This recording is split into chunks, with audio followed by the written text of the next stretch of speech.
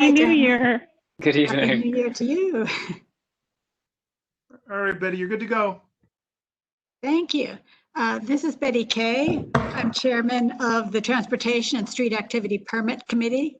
This is the first meeting of 2021 for all of CB1, including for this particular committee. So I welcome you all. I want to welcome Michael Francoeur, my co-chair. Hello, everyone. Reynolds, the district manager, who is going to be acting, well, both of them are going to be assisting me tonight. I want to start this first meeting, one, by paying tribute to Anthony Notaro, who passed away recently. He is the person who talked me into taking this position, so I guess I owe him a lot for that. And I know there'd be a lot more tribute to someone who's so worthy of, he's done so much for our community. But I also want to move on and tell people that the rules, the Roberts rules are going to be the same as they are for all meetings. Committee members get to speak first. Then it's open to everybody who's in attendance. Do raise your hand and wait to be recognized. If you don't know how to raise your hand, then let us know and we'll clue you in on how to do that, because most people are getting quite comfortable with it now. And ask people to limit their speaking time because we can make this as efficient a meeting as possible. Do not repeat what other people have said. If you support it, by all means, say what you support so we get a sense of how much the support is for different ideas. As far as the agenda tonight, and this is it, the item number 1 here, scooter share, is going to be moved until after the residential loading zone pilot will be heard, but later. So just so people are aware of that. We're going to start with the revocable consent to enable resiliency in the Battery Park City discussion. And I want to let people know, just so they can locate, for those who aren't as familiar with the neighborhood, where it lies between Warren and Murray Street, along West Street on the eastern border. This is my immediate neighborhood because I'm on the next block. We're going to have a discussion and a resolution about this. If you go to the next slide. Also to remind people what we're talking about. We're talking about the space the DOT has control over, so it's sidewalk space is how most of you think about it in general, on the 3 sides of the field. To the north, Warren Street, to the south, Murray Street, and to the east, it's actually closer to the bikeway than it is to West Street, but running along that direction. Next. And I want to give some general information for those who may not have heard all the meetings. They've been scattered over multiple committees. This is a proposal for an interim wall that will remain in place while Battery Park City's northwest and southern project, resiliency projects are completed. So this is not a temporary, this is not a complete long-term project. It will be made of 1-inch thick steel plates built on the outside of the current fence. So we're not talking about big structures. It's meant to withstand 12 feet of storm flooding with a minimum of underground seepage. So you'll see some of this digging underground. Hope that helps explain that. It is a project beginning in February, and actually I hear from Nick, he'll do some updating from the Battery Park City Authority. It's probably more like March will be the start of it. And I want to remind people, this portion of it, the resiliency, was supported by the community board, as well as emphasis with use of the playfield being preserved in a May 2019 resolution. So these are not things for discussion. I just want you to understand them. Next slide. So you can move on to what we do need to worry about. Oh, just so people, the fences are outside, and those you can see the wall, which in this case is showing a screen with a little bit of a pattern on top of it, which I don't believe is going to be there, but just to get a sense of what the walls that are just attaching on to fencing looks like in general. And I have pictures in the way. 1 second. Well, I just want to make one point here. And you can see a picture on the side with a family with a child. Me as a wheelchair user is more the height of the child. So for me, this is a wall that's over my head. But for most people, they will be able to have some sight line over the structure that's going to be put in place. Next, to get back to what we're doing in today, the revocable consent from the DOT. The purpose of this project is interim flood protection of the ball fields, as I've already said. Change my foot. The work will be done to put the flood wall on the perimeters I already mentioned. The wall will extend along the Murray Street, as you already saw in the photograph in the previous slide. The walkway, which is also called Marginal Street. I had to get that from the DOT application. It will be a steel plate, except the corner of Murray and Marginal where it's going to be a cement barrier. And next,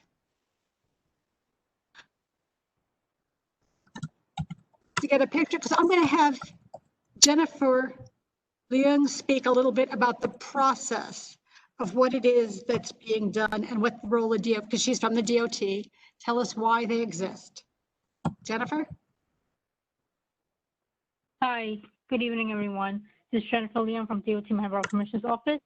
So I just want to let everyone know that as part of this revocable consent process, pretty much this is an application that we received from the applicant themselves.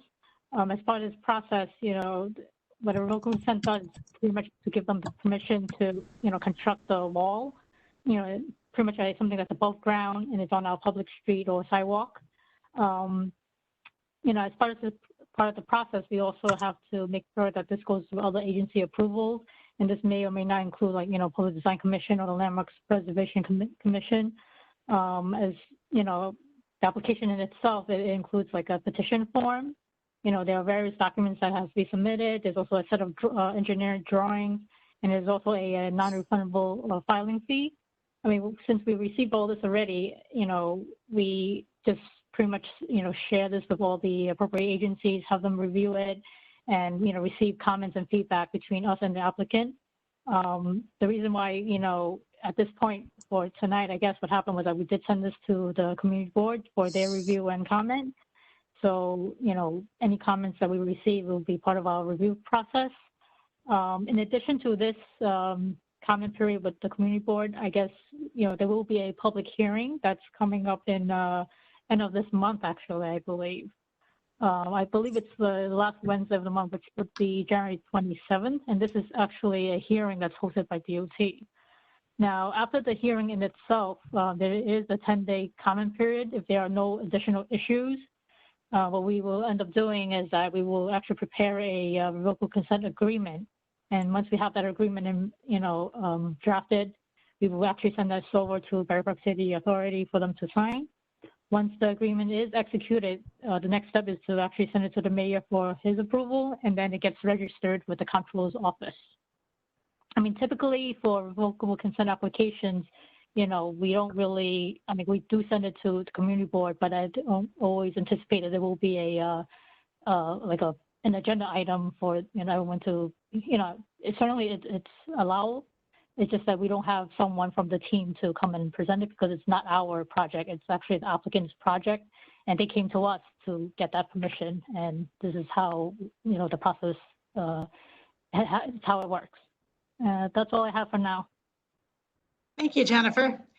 And in keeping with what Jennifer said, because we are aware of that, at the community board, this is some of the drawings that have been out there about how what is going to be utilized by the Battery Park City Authority.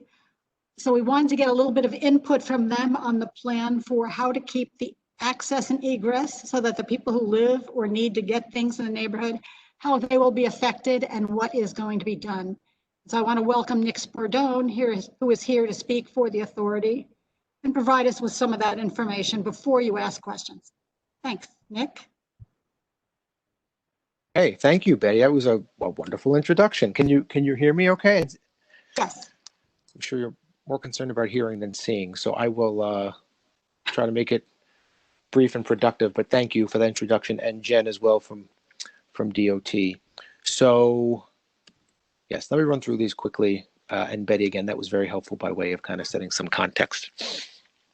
Very briefly, as Betty had described, I think in her introduction, the anticipated start date and the proposed length of the project for closures are as follows. So we would anticipate starting the project in late March or early April of 2021. So that's a couple of months out, with substantial completion of the work ideally done before storm season. So we're shooting for July 2021. Storm season, as we know, tropical storm season starts in August.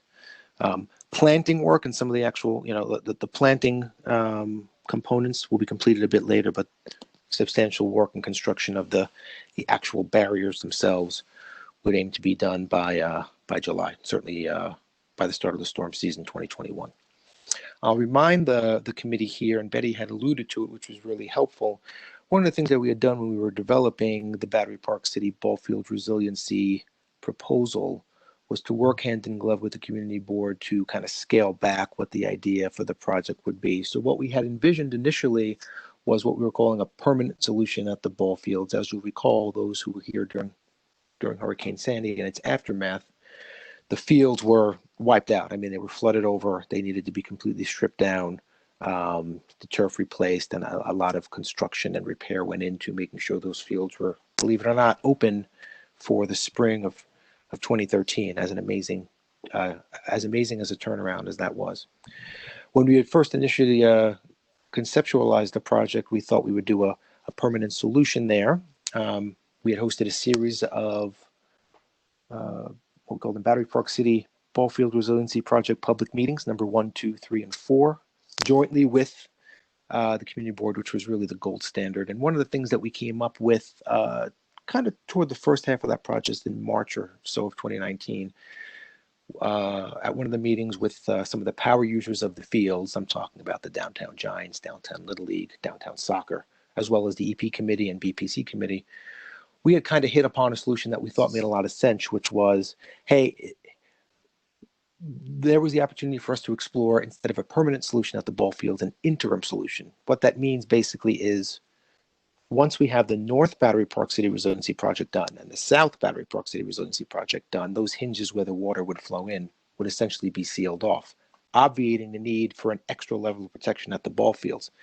So the community asked, as did we, as we explored this with them, would we be willing to accept slightly higher risk of the ball fields being damaged with a huge storm in exchange for having less impact of the actual construction in cost and time and the fields not being accessible? And as a community, we decided that yes, we would go instead for an interim solution. So what that means is the interim solution will begin. We'll start that in March. We'll look to complete it by July, August. And then several years down the road, when the North and South Battery Park City Resiliency Project are complete, these panels that will be installed as part of that project can be removed. So you will have the views into the field again, because the field would otherwise be protected by the associated and accompanying resiliency projects in the North and the South. So sorry, that was just some context. So one of the next questions that came in, that was the timeline and the duration. One of the next questions Betty had helpfully sent over was, will the sidewalks on the north side of Murray Street, south side of Warren Street, and the pedestrian path along the ballpark length along West Street all be completely closed for the duration of the project? And the answer is yes. In the interest of safety, sidewalks surrounding the site will be closed for the construction of the work. That doesn't mean that people won't be able to get in and out and around. It just means that the sidewalks immediately abutting where the work is done will be closed. It's a general safety precaution in terms of construction work. The next question was, will the closure of Murray and Warren Streets only include the sidewalk along the ballpark fences, or will the closure extend further east or west, i.e. from the Greenway to North End Avenue? The construction-related closures in this case will only affect the work areas. It seems fairly intuitive, but it's good to get it out there again so folks have it. The BPC ball field will still be accessible from the North End Avenue side, so only the areas where the work is being done would be closed off. You can walk in, as folks know, from North End Avenue through the little overpass and then down onto the ball field terrace that way. That would still be accessible. It's only the areas where the barriers are being put in place. Okay, next question was, question about wheelchairs or mobility users, strollers, low vision, and cart users.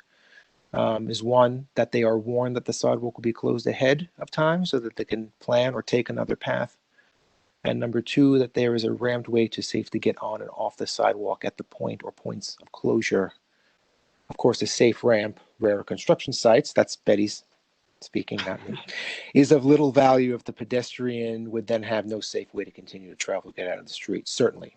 Hence, the sidewalks might need to be closed all through the pedestrian traffic for the whole block. So to answer that one, yes, we'll work with our contractors once they're on board and kind of ramping up to do the project to ensure that closures are properly noticed and that there's adequate signage to inform them of the sidewalk closures well ahead of time. We'll also work with them to provide a safety ramp to get on and off the sidewalk. Any of you who know me or in the general orbit of BPCA will know that I am very fond of sending my somewhat regular Dear Battery Park City residents, partners, and friends emails where you get all sorts of information about, hey, this meeting is happening or this construction is happening. I would imagine it would take at the least some similar form to that, in addition to our monthly updates. One at the Battery Park City Committee generally, but then if there's a want and if it's helpful to the community board overall, Alice and Justine and Tammy and Betty, when we're ramping up to actually begin work, we can come kind of and brief you folks on kind of, hey, here's where we are, here's what we expect the impacts to be. No problem doing that. We're here each month, and we're happy to continue to have that partnership with you. The next question was, the project is an important one. DOT would want community users to hear and buy into a safe alternate access / egress plan. Agreed. As I said, when we have the contractor ramping up, we'll work with them to develop a full access and egress plan during construction, which I assume would be part of a regular construction plan anyhow, but certainly we will develop that and share that with the community board and the broader community through any of the channels I just mentioned. Real-time contact information. I know that's a big one for folks. I certainly agree. Not a problem, and we'll provide. So once we'll have a phone number that folks can call to access someone on site. You also all know how to reach me by email. Anytime, 646-531-2276, and I am happy to get it to the right place if you're not getting a response from the folks on the ground. However, you should be getting a response from the folks on the ground. Certainly important to make sure that any impacts to the community are being heard and addressed as quickly as possible. Last thing was about access to the fields. Routes by, let's say, whole fields for workers bringing groceries into the neighborhood, et cetera, and how do they know in advance, or making the various schools aware, et cetera, and access to the fields themselves. So notification, again, would be far and wide. I'd also wanted to note for the committee that the whole idea of doing the interim solution, as I had kind of started out saying, instead of the permanent one, is that it reduces the impact and the construction time to the fields. And importantly, it also reduces the amount of times that the fields themselves are impacted. So the BPC ball fields will remain open and accessible during construction. That was kind of the whole point of doing the interim solution. Now, I'll caveat that by saying there may be a day or so when one portion of the field, because there's work actually happening right there, may be closed, but the fields overall will be accessible. That was the idea behind having the interim solution, because we didn't want to have, let's say, and I'm just using an example. We didn't want to have downtown Little League lose their season because the ball fields are being worked on, or downtown soccer or downtown Giants or any of the public schools that use the fields, 50,000 local youth each year roughly. So by doing the interim solution, we're able to keep the fields open while also protecting them for what is unfortunately, I'm sure, going to be coming storms. And then regarding adjacent property owners and notification, we have a list of all building managers that will make sure we're getting it out to. And we'll also make sure, working with the contractor, that these notifications occur, and we'll follow, obviously we'll have a follow-up, and any of the requirements that DOT or any of the other partner city agencies have related to noticing will of course be followed to the T. I think that was most of the questions, Betty, but let me know, if I've missed anything, and then obviously myself or Jen or Claudia, who's here, we can take any other questions the committee might have. Thank you. Well, thank you. And my screen is very messed up. with what I'm seeing, but let me see if I can get a hold of participants with questions, because Michael, it looks like you have a question. Yes, I do. Thanks, Betty. And thanks for the presentation, Nick. I just want to clarify what you had said. Is it my understanding of what you just said was is the full sidewalk currently on Murray, Warren, and on West Street is going to be closed for the duration of construction? Is that right? And then if that's true, do you guys have will there be like temporary, sometimes in construction sites there's a temporary sidewalk that extends into the street bed? So let Or the me, road bed? I'm gonna do my best to try and address this from a layman's perspective, and then I may have to call in my lifeline, who's Claudia. But yeah, so because of the safety considerations and the work being done right at the edge of the fencing, where the fence in the field abut the sidewalks would be closed, and then we would have kind of temporary paths, probably jersey barriers or some type of kind of alternate egress that folks would be able to make their way around the fields. And one of the things that we were talking about as well, I know, is along the West Street side, we would likely have, for the duration or most of the duration of the project, probably have to have pedestrians use the greenway, which, as we know, is already kind of bifurcated between cyclists and pedestrians. But certainly we'll want to make sure that we have some additional signage there and notification to folks that, we all have to share the road. Here's the reason it's happening. Here's the project that's going on. And we'll make sure that folks have easy ways to access both the greenway and then the kind of the alternate or kind of, I guess, parallel sitting sidewalk like areas. Claudia, did I mess that up too bad?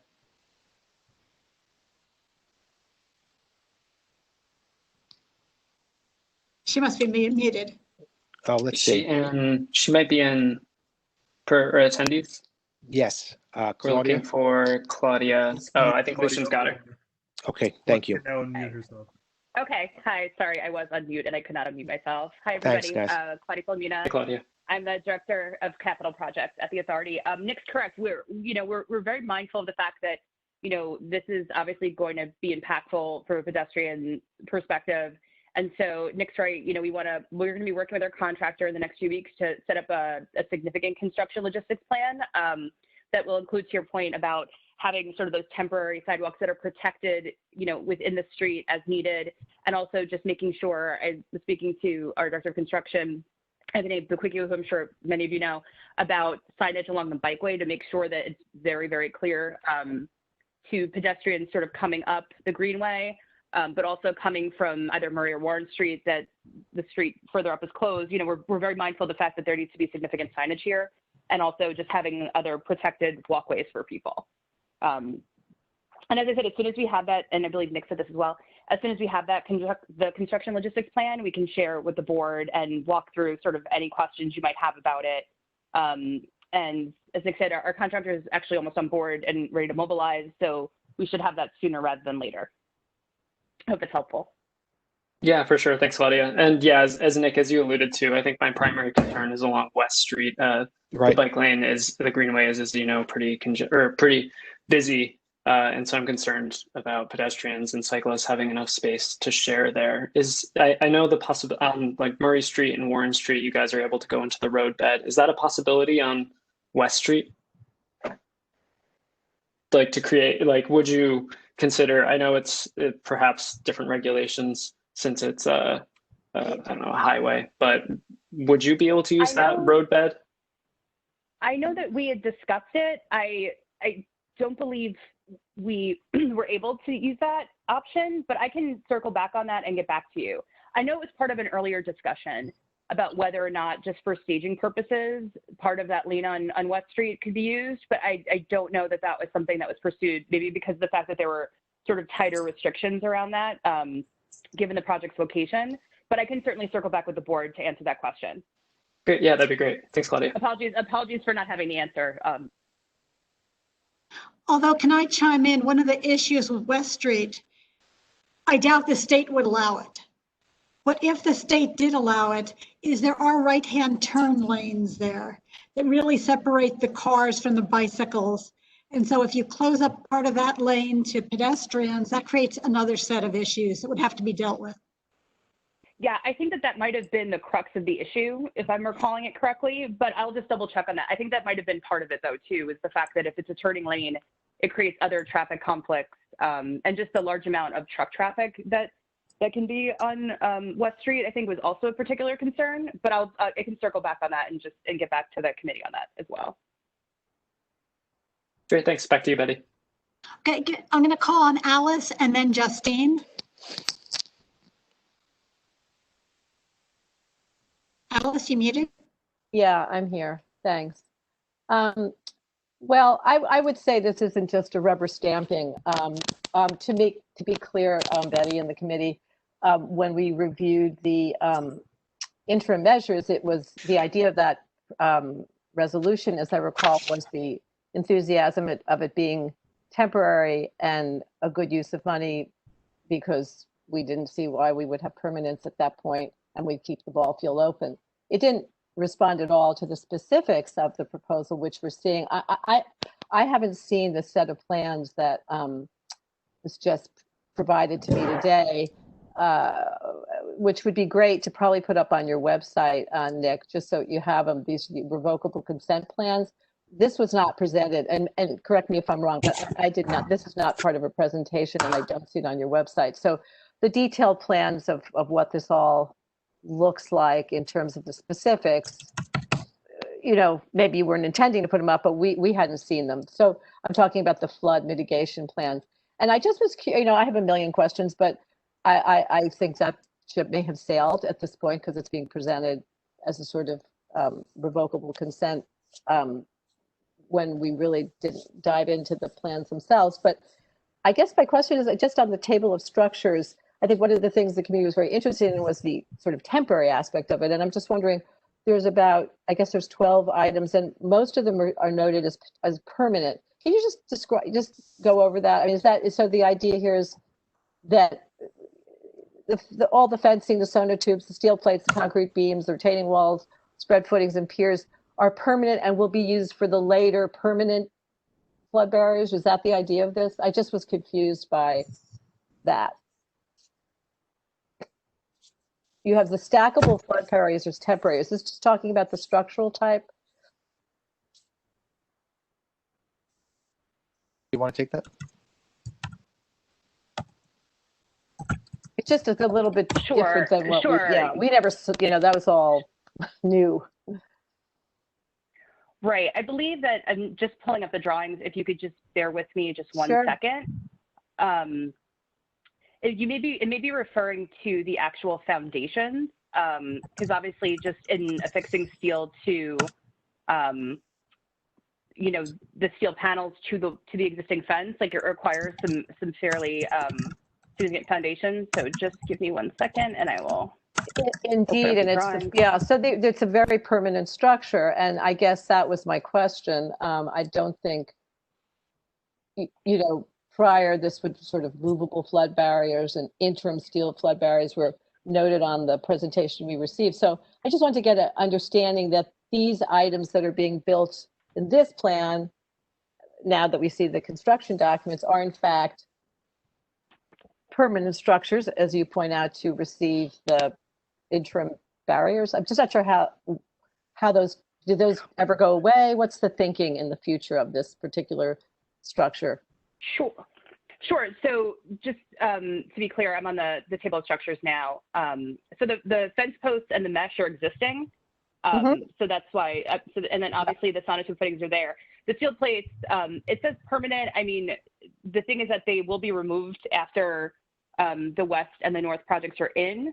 I think for the purposes of this consent, they're considered permanent structures, but they will be removed. The grade beams as well and the retaining walls, just because they're supporting the interim measures. The goal is at the end of the day to remove all of this once the project is actually, the other two projects are constructed.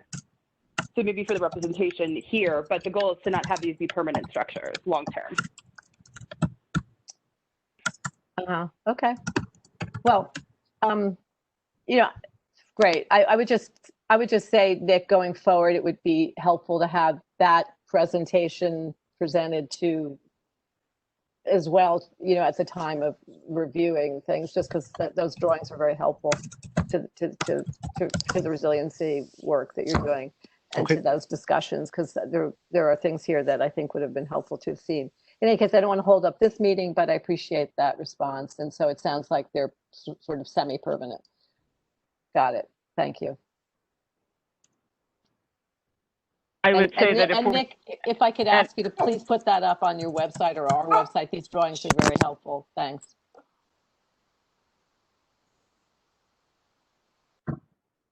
Betty, can I add that if you're going to be doing a resolution at all, that Alice's points get in there about the temporary impermanence and the representation made by Claudia at, I'm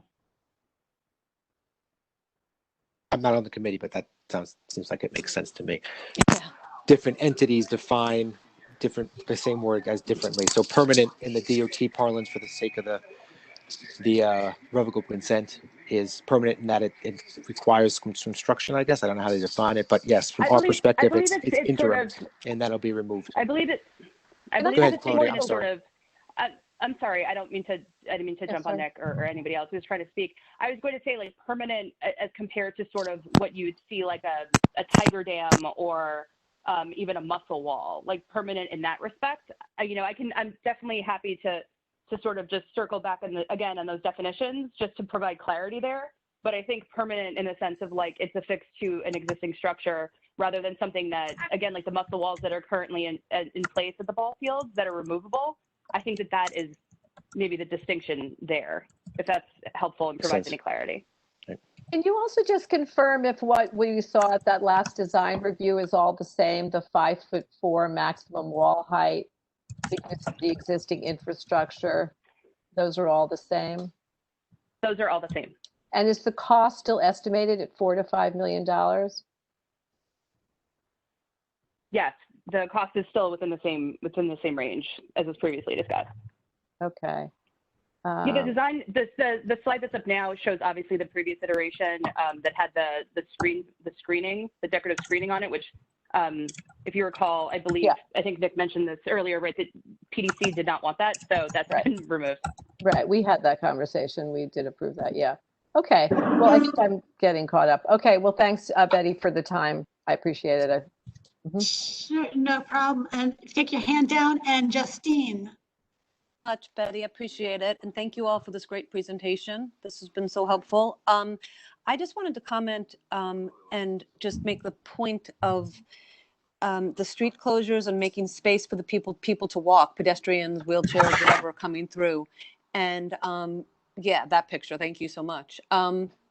So my biggest concern is it makes sense for having a build out or like a walkway in the street for Warren and VC Street, I guess it is, right? Or Murray and Warren Street. But number one, what happens to the parking?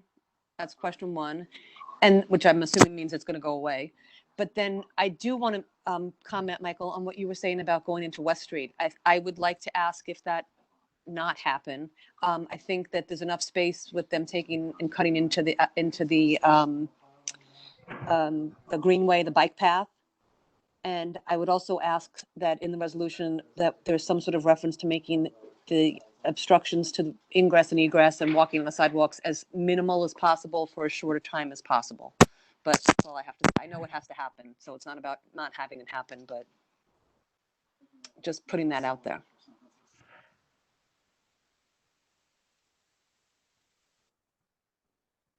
Sorry, I had another question, Betty. Whatever happened to the 20 trees are being removed along West Street.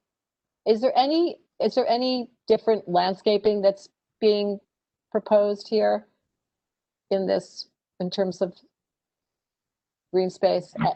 There seems to be nothing on these plans indicated, or I can't pull everything up at once, but could you just speak to the landscaping in this interim plan? Not obviously the turf field, but the sidewalk along West Street and along Warren and Murray. Along West Street, no trees are being removed. There's going to be a tree protection plan that's in place. There was, I'm sorry, say that again. I I believe, couldn't hear you. Say it again. No trees are being removed? oh, Oh, it's oh, earlier plan. I thought no, there were many being removed. no, no. There's going to be a tree protection plan in place for them. Oh. So, yeah, we didn't want to, obviously want to have minimal impact to the canopy on West Street. There was originally, in a previous iteration of this, there was going to be a tree on Warren Street that was going to be removed, but that actually is not the case any longer. So Well, okay, we will great be to know. filing a maintenance, yeah, we'll be filing a maintenance of tree protection permit with city parks, just to make sure all the trees in the area have the protection. Oh, because I have a plan in front of me that had 10, 16 of them being removed. So that is not, so all the trees are remaining. That's great news. Wow. Yeah, no, I think we want it to be minimal, you know, in tree removal. Like if it wasn't necessary, obviously, I think we wanted to avoid it. But I know there was one on Warren Street that originally, like I said, in the previous iteration was going to be removed, but then did not have to be. So that's a bonus, I guess, that we didn't have to even remove it. So back to the question about the parking. Can someone respond to that? That's a good thing about the trees, by the way. Regarding parking, we are looking, as I think Nick said before, that we have to, you know, work on sort of the construction staging plan. We don't have a formal construction staging plan yet. I know that on Warren Street, I believe there was going to be some impact on the south side to parking. To what extent, I don't want to, I can't speak to, just because I want to make sure I'm providing the correct information. On Warren Street, I don't believe that's the case, but again, can confirm once we have that construction plan, the logistics plan in place. Just because I'm not entirely sure and I don't want to convey the wrong information. Thank you.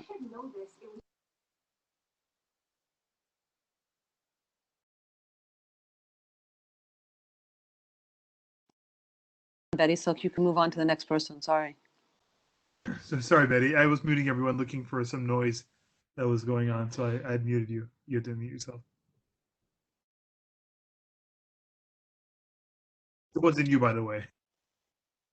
Yeah, no, I was just telling Justine, I'm surprised. The north side is so filled with placard cars that I'm surprised she's protecting the parking for them, but they're mostly illegal is that what's spaces there? anyway. Oh, how funny. No, I thought, is that placard parking? I'm not trying to protect Yes. the placards. Oh, dear God, no. But it no, also, I thought it was, yes, Yeah, sorry. then Tammy. Tammy, the floor is yours. thank you. Sorry about that. Above and beyond the placards who are often there, there's also teachers from the school who park along there. And I wondered a couple things. If I would be remiss not to ask the question of, will the DOT be quartering off part of either Murray or Warren in association with this for construction vehicles, which you can imagine I would not prefer to have people's private cars parked in a barrier zone, taking away parking from the public for private construction vehicle parkings. We have a lovely garage right on that block that they could use. So that's one, whether there'll be parking for construction workers there. Because I do have concerns, there are teachers who do drive and do need places to park. And if we're talking about viability, what are we talking on the side of Warren in terms of the restrictions that'll be there beyond what is shown as this? That's my first. Okay, to your first question, I would say that, we want to have basically only whatever necessary construction vehicles are there, not, worker parking.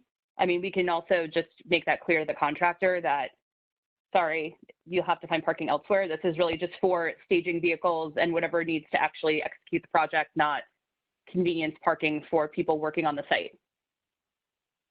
We can provide them with that direction, for sure.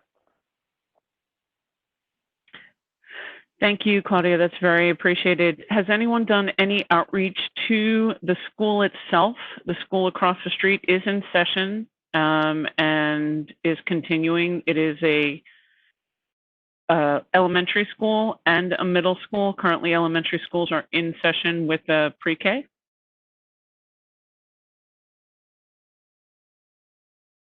Turn this one back to Nick, because Go this ahead. was part of the Yeah. questioning. So I can reach out again to refresh both principals, IS80. I'm sorry, I should say PS 89 and IS 289. But yes, I'll remind them that it's happening. I don't remember the last time we spoke on it with them, but yes, as we ramp up to begin construction, we'll begin that outreach and let them know that it's happening. I know they did use the fields during the pandemic, obviously, to get some fresh air. So it should be fresh on their mind, but I'll make sure that they are aware that it's coming up. And the PTA as well. I mean, if you need their contact details, we can certainly get that to you, but it would be really important. They usually, I don't know, and we'd have to check with them. I know when there are soccer field games that the access has been from Murray, but usually PS 89 has used access from Warren Street for this site. Will they no longer be able to access the site from Warren Street in any manner? That is a major question and concern, especially when you're moving smaller age children. I think this might have been in one of the questions I had answered, but Claudia, do you want to take it? I know North End Avenue access will be completely open and the sidewalks will be closed, but go ahead. Go ahead, Claudia. I'm sorry. Access will only be limited around like the actual construction perimeter. So it can still, cross at midpoint, hopefully I know you guys were looking for a crosswalk there, but having them cross Warren Street midpoint and access that way, that access will still be open. It's just the sort of the perimeter that will be closed off. So if they're approaching from the Greenway, obviously they would have to, cross on the north side of Warren Street, because the portion of, I guess, sort of east of the community center, that part of Warren Street would be closed for pedestrians, or there would be an alternative sort of pedestrian walkway. But they would still be able to access from North End Avenue or from, the remainder of Warren Street. So they could walk from the school to North End and Warren, cross there, and then walk back south to enter onto the Warren Street. Where they cannot cross is at the corner on the north, corner of the Warren and West Street, correct? Right, correct. Yeah, that would be the less safe or the less ideal option for them to cross. Yeah, but at North End and Warren, they could cross. And for people crossing West Street itself from Whole Foods into Battery Park City, who normally cross on the south side of Warren, will there be signage on the opposite side of the street that says that the sidewalk is closed on West and Warren? We had making sure. Yeah, oh, go ahead. No, go ahead, Claudia. No, I was going to say that we did discuss, I was talking actually earlier today about making sure that we have signage that's well ahead of where the construction is as well. So that may mean, to your point about having it on the other side of the street so people are aware in case they, they may see a scaffolding or some protection place and think that they can still walk underneath it. So making sure that the signage is clear that, sidewalk closed ahead, please use north side of Warren Street. But we're very cognizant of that, on approaches to make sure that people are very well aware, well in advance before they get to that intersection, that the sidewalk will be closed. Yeah, and Sandy, I want to point out that I had mentioned, this is part of my questions that went to Nick. Whole Foods also makes their deliveries into the neighborhood, because this is how I get back and forth, because this is my neighborhood. They actually come down Warren Street, the south side of Warren Street as well, to either advise Whole Foods, and they'll quickly learn that they can't use that path anymore, as well as North Murray Street. We'll just have to use the other side of the street. Yeah. And then lastly, would this be an opportunity, Claudia, to trial run if the school needed a crosswalk, a mid-block crosswalk during the construction? I know it's a tough question to go at, and ideally they should walk to Warren and North End Avenue to cross. That is the ideal and best way. But if you're not going to put parking, and if the sidewalk on the south side is closed, is that an opportunity as even just to be able to redirect people across the street? Sounds like a. Go ahead, Oh, Claudia. I was go going to ahead. say, we're lucky, not to put her on the spot, but we're lucky. Nick, let Claudia answer. Lucky we have Jen on the phone. I'm guessing it's probably a conversation jointly with DOT, but sounds, Yeah, I was sounds actually reasonable gonna enough to me. I mean, it sounds reasonable to me. I don't Yep. think we have the ability to do that, but I think we can have a conversation with DOT about whether or not that's an option they'd be willing to pursue. Keep in mind, that's a bus route. Well, that was going Warren to be Street one is a of, bus route. yes, it is. So the question is, that was going to be my last question, Betty, is when the bus comes down Warren Street, Yeah. will there be any interference at all that's there for the buses? Let the kids walk down to North End Avenue. We'll be good role models. I mean, I would think that it's going to, again, like we're pending this construction logistics plan. It's certainly something we have to take into consideration, especially at that corner of Warren and West Street. And certainly, I think if we're going to be talking to the school, it's something we should definitely discuss with them, just about, you know, if it still makes sense, just from a, you know, frankly, just from a navigability perspective. That was a hard word to say. If it makes sense, you know, and what we can potentially do, you know, to mitigate if there is some level of obstruction there. It's certainly a conversation, Nick, I think we could have with the school. What do you think? I agree with Betty. They should be good role models. They should cross at the corner and not in between. I get all of that. I don't disagree with any of that. I'm bringing up potential conversations because I know the PTA is not here. I'm not asking as a board chair. I'm asking as a parent in the community, knowing what other parents from that school have asked and said. So trying to look at ways to make the best possible safety. Although I do agree with Betty that, you know, cross at the green and not in between. Yeah, you know, all the nice monikers that we've always used. Right. All good points. Yes, because there are Tammy. crossing guards if you just go to the corner. There's a crossing guard at West as well. True, but only for crossing West, not for crossing Warren Street. They will still have to stay there. Like, you know, that person still has to be there.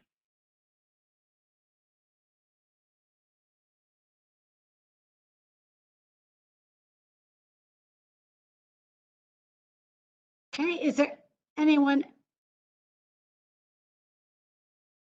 It looks like there's no one else. Sorry, Betty, one last comment and I'll be quick. Sure. I was just wondering, Nick and Claudia, once you get together with your contractors and assuming the best approach for West Street is to have pedestrians using and sharing the greenway, would it be too much to ask if you guys have could provide just like widths of how much space will be allocated to pedestrians and cyclists, so just so we have a kind of an estimate about how much space there will be on that path? Not too much to ask, and I'm curious about it too. Yeah, So, yeah. Go ahead, Yeah, Claudia. I think that's actually a perfectly reasonable question and ask, because it is good to know at least that, you know, pedestrians don't have 2 feet while cyclists have 8 feet or vice versa.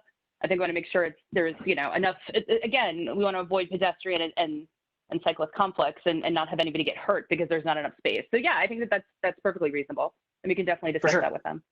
Great. And the only other thing is if in the resolution, if we could perhaps ask for some, like once these measures go into place, if we could maybe have you guys come before us or just, yeah, come to the committee just to make sure that everything looks good. There's no unsafe situations. So that way we have like a built-in checkpoint to chat to see if there's any adjustments that need to be made.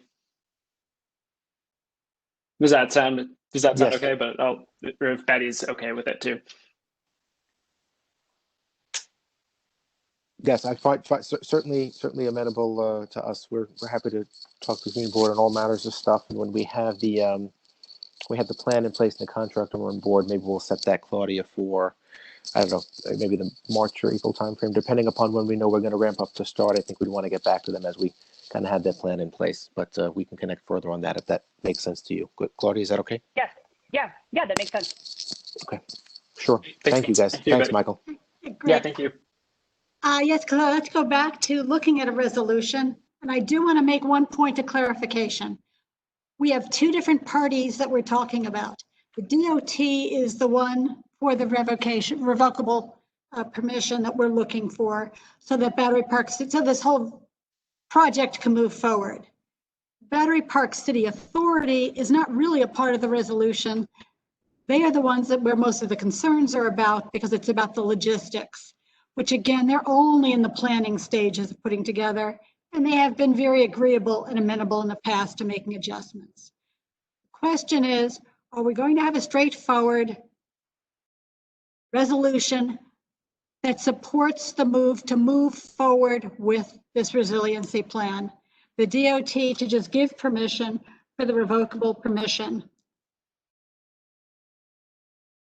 So the discussion on that, because it sounds like people aren't necessarily opposed to that, or are you? I don't want to confuse later work the Battery Park City Authority still has to do with moving along right now with DOT isn't ready to give or not give the permission that ultimately is required for the Battery Park City Authority to move forward. So is it okay to have a resolution that simply states that we support the Battery Park City Authority request for revocable permission? Betty, it should be the DOT. We're not approving the request by BPCA, aren't we? I mean, check with Lucian on wording. I think we're approving the DOT action. That's fine. Yes, I'm going to let Lucian work on that. Usually he comes on about now too. Lucian, are you going to draft? Yeah, I can work on the wording, and we'll look Oh, at it. it's just the resolution's comment. It's Yeah, sorry, I'm statement. plugging a pacifier into a baby. Sorry. Yes, Isn't this a vote of support or not for the New York City Department of Transportation's revocable consent application, Yes. which consists exactly of this comprehensive set of plans, which we've just seen, or some of us have seen. So, I mean, it's all we're basically saying yes to this entire series of plans for this revocable consent. I assume everyone knows that, but that's what you're voting on. Yes, it's the permission. To DOT. Yeah, it's the permission, DOT to give permission that they can use the sidewalk space around the construction site. Exactly, because if it was a permission for BPCA, it would have gone to the BPC committee. You know what I mean? This is just the DOT need. Correct. And the authority went directly to the DOT to request this permission, and the DOT sent them back to us so that it would go through the community before being sent back to them. Because again, they want to know the BPCA is for it because they are the authoritative ruling body, so to speak, and they're our local government. But Nick, could you clarify that the plans, which have the Battery Park City Authority name on them along with site works, are indeed your plans, and those are the plans that you've asked for the DOT to use in providing the revocable consent. Is that not right? I mean, is Nick still there? Yes, I'm here. Yes, that's largely right. I'll defer to Claudia there's, if I'm getting anything 13 incorrect. pages But of plans here that we're voting on, not anything. I mean, I hope people understand what that you're voting on, a set of plans that are being. I don't want to overstep. I don't think we're voting on the plans, actually. We're I think not. we're voting on Well, it's part DOT of the has a application. process when they're going to have, this is why, as I understand it, again, I'm a layman. When DOT is going to give permission to another entity, whether it be BPCA or any other entity, to use a portion of city streets for a particular purpose, they need to issue a revocable consent for that entity, in this case, the Battery Park City Authority, to do that. Now, these are things that we kind of all agreed that we want to have happen. So this is basically just DOT saying, As part of our process, when we're going to issue something called a revocable consent, it has to go to the community board, has to go to the board president, has to go to the council member for them to say, yes, DOT, we are okay with you giving BPCA the ability to use your portion of land for this particular stated purpose. I think that's what's at issue. It is, Now- that's correct. Now, what happens in this case, which I think is actually really good, is this is not something, the Battery Park City Ball Field Resiliency Project is not something we're now seeing tonight for the first time on January 5th, 2021. We've been talking about this since 2018. So this is basically just saying, we all agree we want this to happen.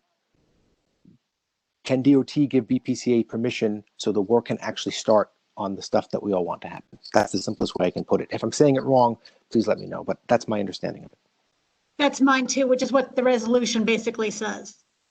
Yeah, I just wanted to clarify that the what will happen has been what's set out in the plans that you have provided to the Department of Transportation, and that is what they're looking at to allow for this revocable consent. That's Yes, all. it goes to us, and then I think and then I think Right. DOT kind of packages it up, and then they are the ones that end up sending the package over to you guys, not us. So it's Yes, their package to you, Yeah. consisting of content from us. Great, thanks. And the drawings in the this from package Jennifer. show, sorry, I was going to say, and that package includes the drawings in the package, and Jennifer, feel free to correct me, just include the areas that are under the DOT jurisdiction, which are the subject of the consent. That is correct.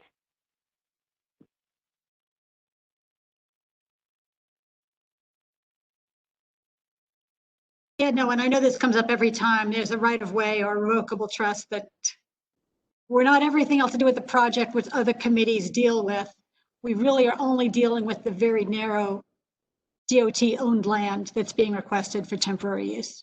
Yeah, and these consents usually come in the form of a sidewalk ramp to bring accessibility to a place that has like a 1 or 2 steps up, or in more extreme examples would be a restaurant that wants to enclose the sidewalk cafe. But it's really just any usage of the public right of way where it takes that in any degree away from the public, in a very technical sense.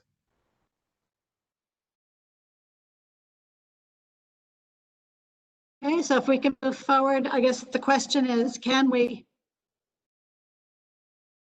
simply vote on a resolution that states, I'm going to let loose in draft so people can see it. So I know that's always an issue.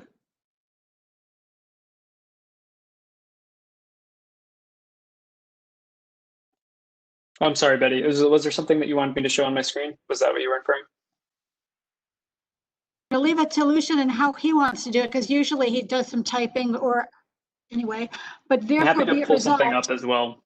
Okay, because I have nothing for you to pull up.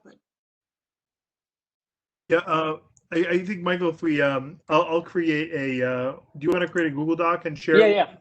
Let me just move out of this presentation mode. Because I wanted to leave it as simple as we support the BPCA's request for revocable consent for this ballpark project. BPCA's, or is it the BPCA's or the DOT's? It's the BPCA's request, right? BPCA's yeah, they're the requester, is the authority. That's Which is why we're asking the DOT to grant that application permission.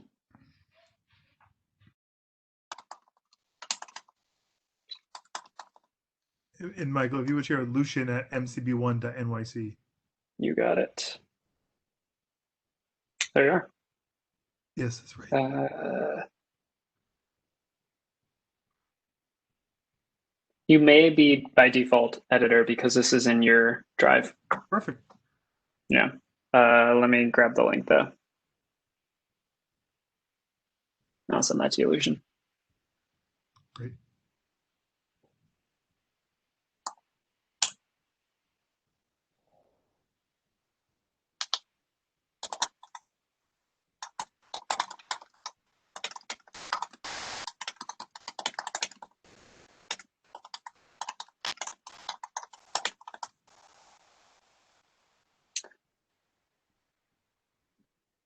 And Lucian, let me know, feel free to dictate to me, or if you're able to open it up, we'll be able to see it on my screen once you get there.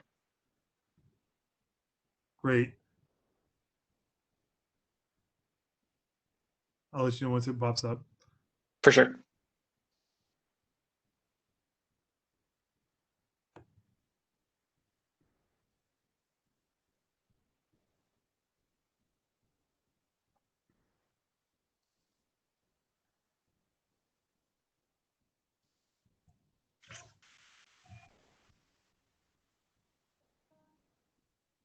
Yeah, because again, this is the therefore be it resolved that statement.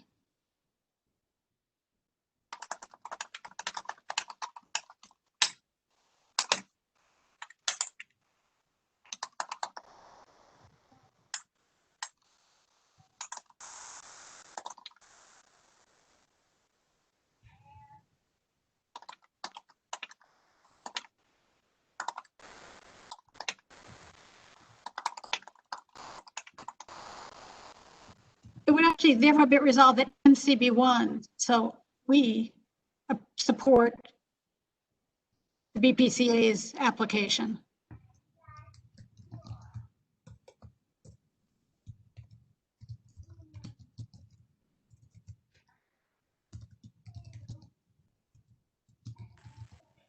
Yeah, the Battery Park City authorities.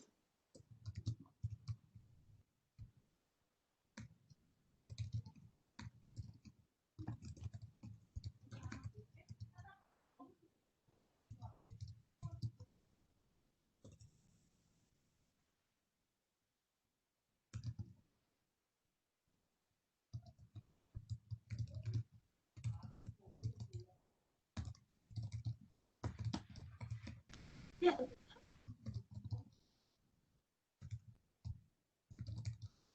Oh, Lucy, can't we just leave it with naming it the application's name?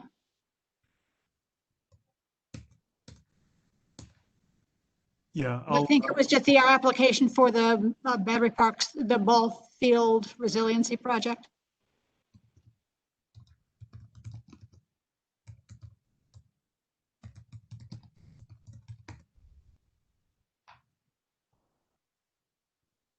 and then we might not need this if it's pretty simple.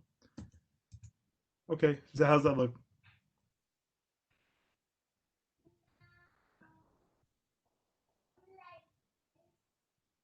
So Schwartz. Oh, I It's can try to actually- zoom in, Betty, I'm sorry.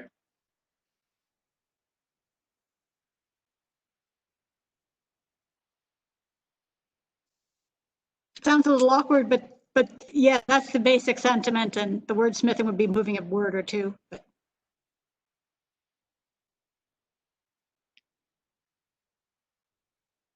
any comments from anyone else? That's I think basically the thrust of it all is we're just saying by all means approve it. Yeah, Betty, if you Yeah. want to, be specific, you might just add the wording that actually exists on the application itself, which identifies precisely what we're talking about when you say the the ball field resiliency project, which is outlined. It says, an interim flood wall around the perimeter of the existing ball fields. I don't know if you want that, but they're very. No, the DOT doesn't care what's actually done. They're talking about their space. They don't care what's done on their space. That's a construction issue. We'll No, I'm start trying with to how describe that. whereases with that information inside. I was Yeah. going to say Oh, that's a that's great. whereas. Yeah, thank you, Oh, Lucian. but in terms of, this is just saying by all means move ahead with their application so that they can try to keep the dates they're projecting. Again, it would be nice if we can get it done before storm season, as Nick had said is their projected hope. And to interfere as little as possible with the sports season as well, so.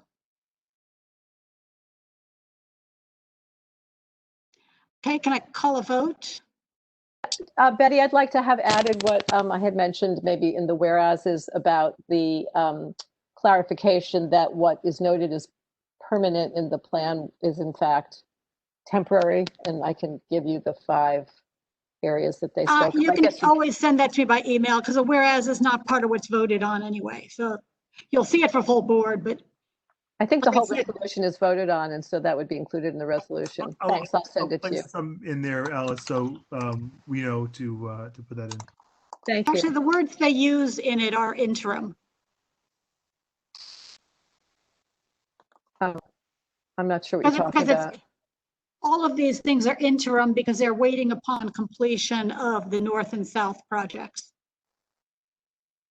I'm referring to the plan set where the words permanent are. I'll give it to you guys and you can see what I'm talking about. I won't waste your time now. No, no worries. Thanks, Alice. That's why I said if instead of temporary, the word I think in the application they use more is interim. Gotcha.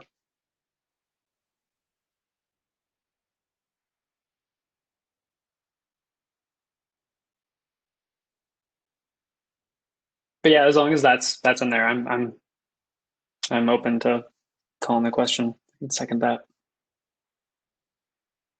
Yes, and it can be fixed to where, you know, what DOT will consider permanent materials, or for the purposes of DOT definitions, what are called permanent are actually interim treatments. Because I think that was the point that Nick was trying to make, that there are different rules for different kinds of applications.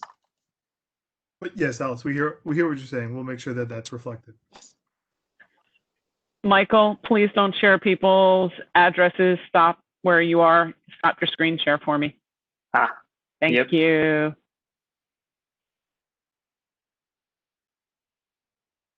Okay, anything else before the vote? I see no hands. So Lucian, would you like to? Yep, I'll call it out. I know you count.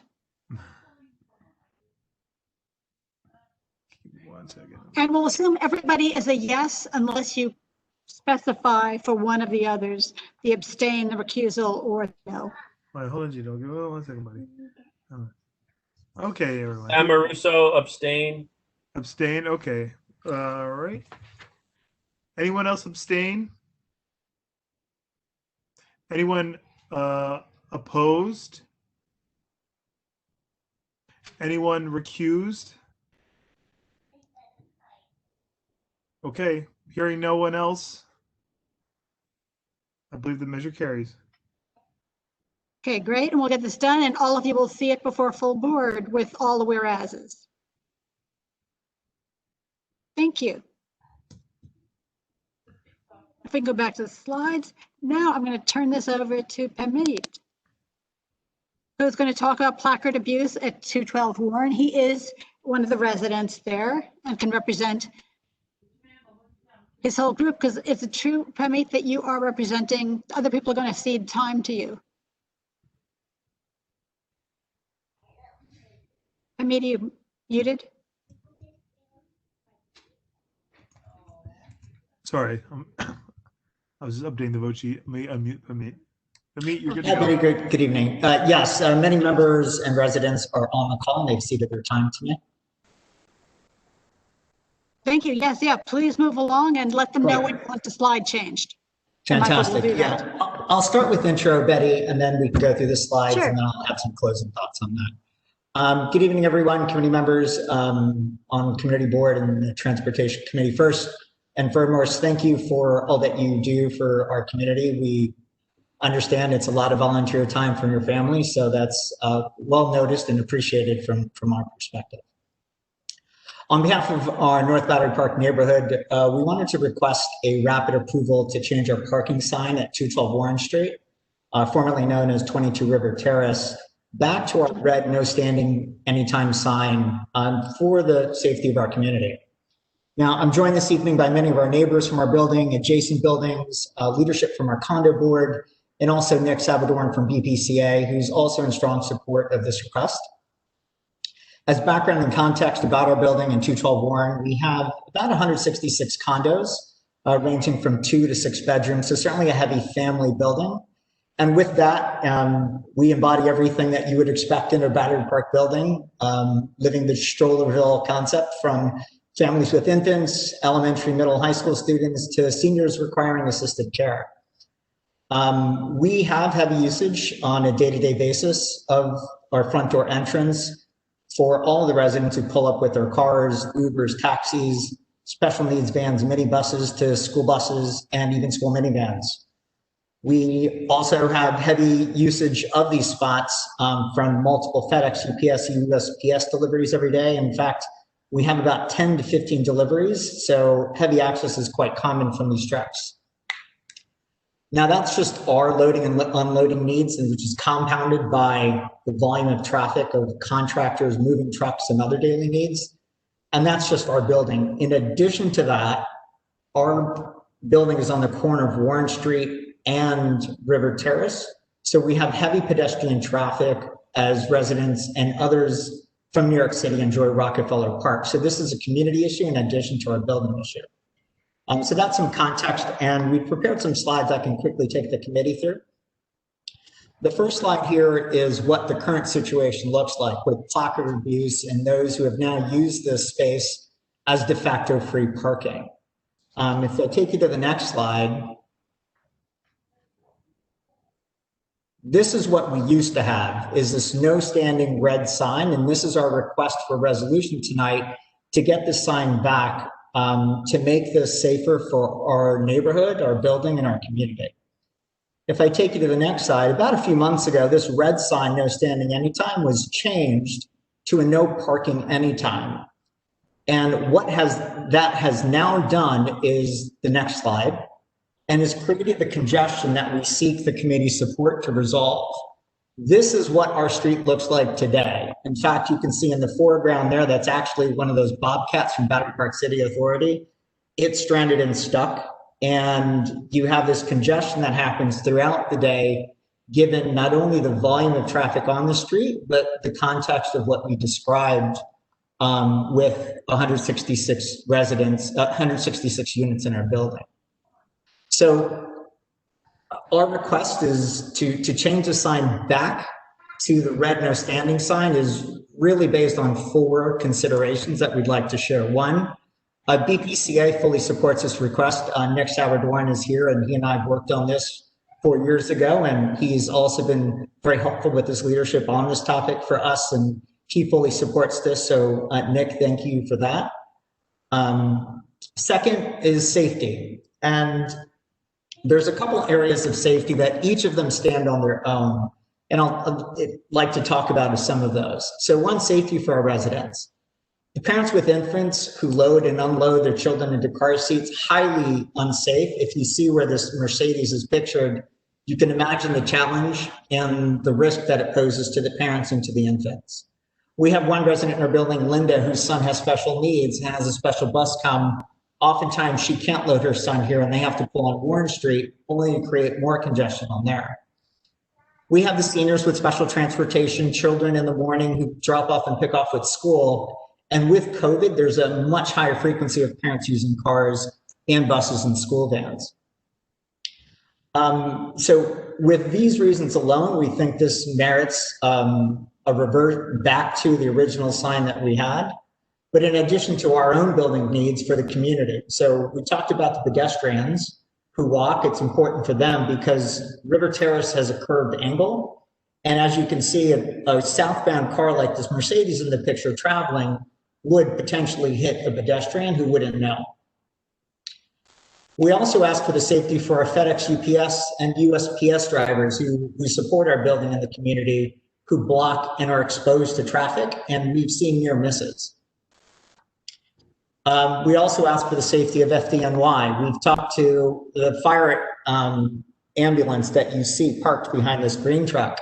They can't get by because oftentimes the west side of the street is blocked and used by other cop cars who have the placards. So there's a lot of blockage and usage here, and so we respectfully request the committee to revert back to the red no standing sign, truly for the safety reason, and there was precedent for it.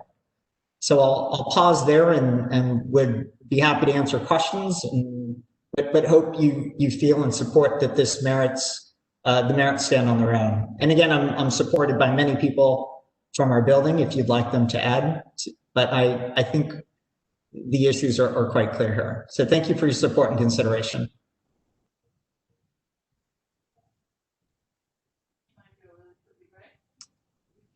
Betty, you're on mute, I think. And Nick's here too, and Nick's been supportive as well. So if you need Nick to chime in, I'm sure he'll be happy to do that. Yes, if you'd like to hear Nick's comments of support, because we at CB1 originally got this request via the authority. Yeah, I'm happy to weigh in if helpful. So some years ago, Hamid had mentioned we were working on this, and I want to say it was toward the end of 2016. I had gotten a request from the building because the signs that are currently there were there then.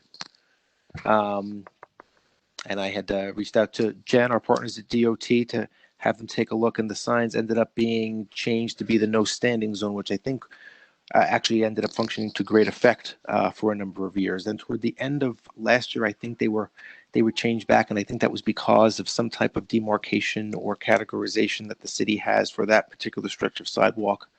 I reached out to Jen again, who's I think may still be on the call, always exceedingly helpful, as you all know, Jen Lang from DOT, Manhattan Borough Commissioner's Office. And she had advised that she would look at it, and the process would best be to make sure it comes before the community board so that the DOT can get that kind of advisory opinion and act on it that way. So I reached back out to Pamit and connected he and Betty, and here's where we are. But seeing the picture certainly really kind of drives it home for us. I know that from 2017 till about the end of 2019, it was didn't really see very many issues up in that area because that no standing zone was there.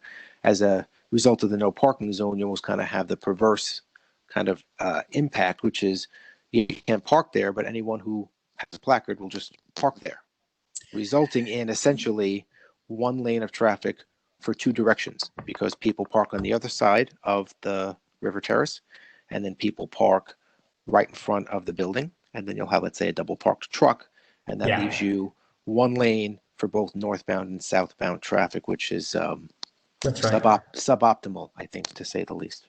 Yeah, and I won't drain the committee's time here, but we know quite well the many individuals who have now effectively used this space as their de facto free parking, and I think that pales into the comparison of the needs of the community. So we certainly would appreciate the committee's support to put an end to that in the interest of the community. So we'll rest our case there. Thank you, Pamit. In fact, I can tell you my building, which is only a couple blocks away, had to do the same thing.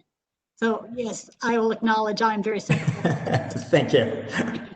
Let me have Patrick speak, and we will get back to some of the other attendees if they're interested. But Patrick and then Tammy.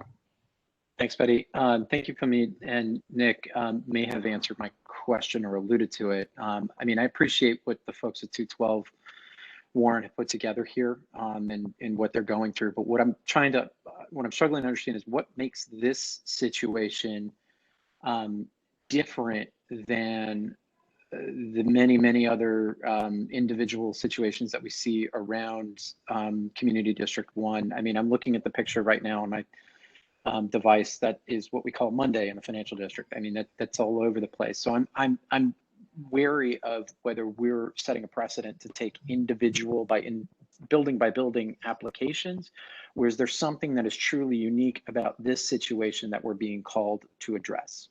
Sure, Patrick, I'm happy to provide perspective for community on that. One, we're not asking for a change, we're asking for what's been in place for quite some time now.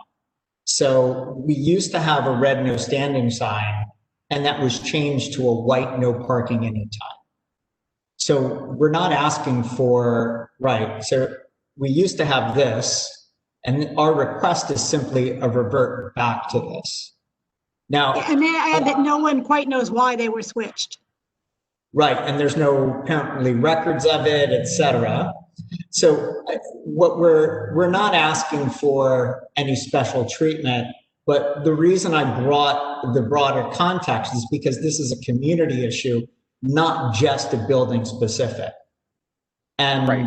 when Right, and so when you have the pedestrian traffic of Warren Street to Rockefeller, when you have all that kind of volume in front of our building as we face Rockefeller Park, we think it's helpful in everyone's interest to help balance the needs of the community by going back to this red no standing anytime sign.